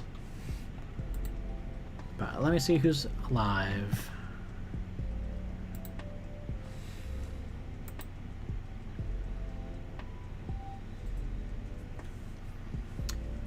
There's Reaper. Walter's got lots of viewers.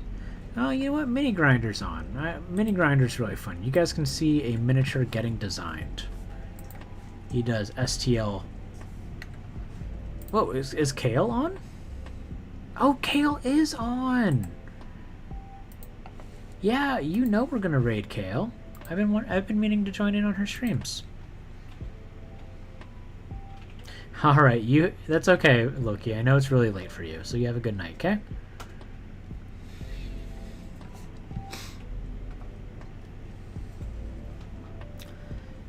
Whoa, 13 viewers. Wow. Crazy. All right, we'll see you guys soon. Bye-bye.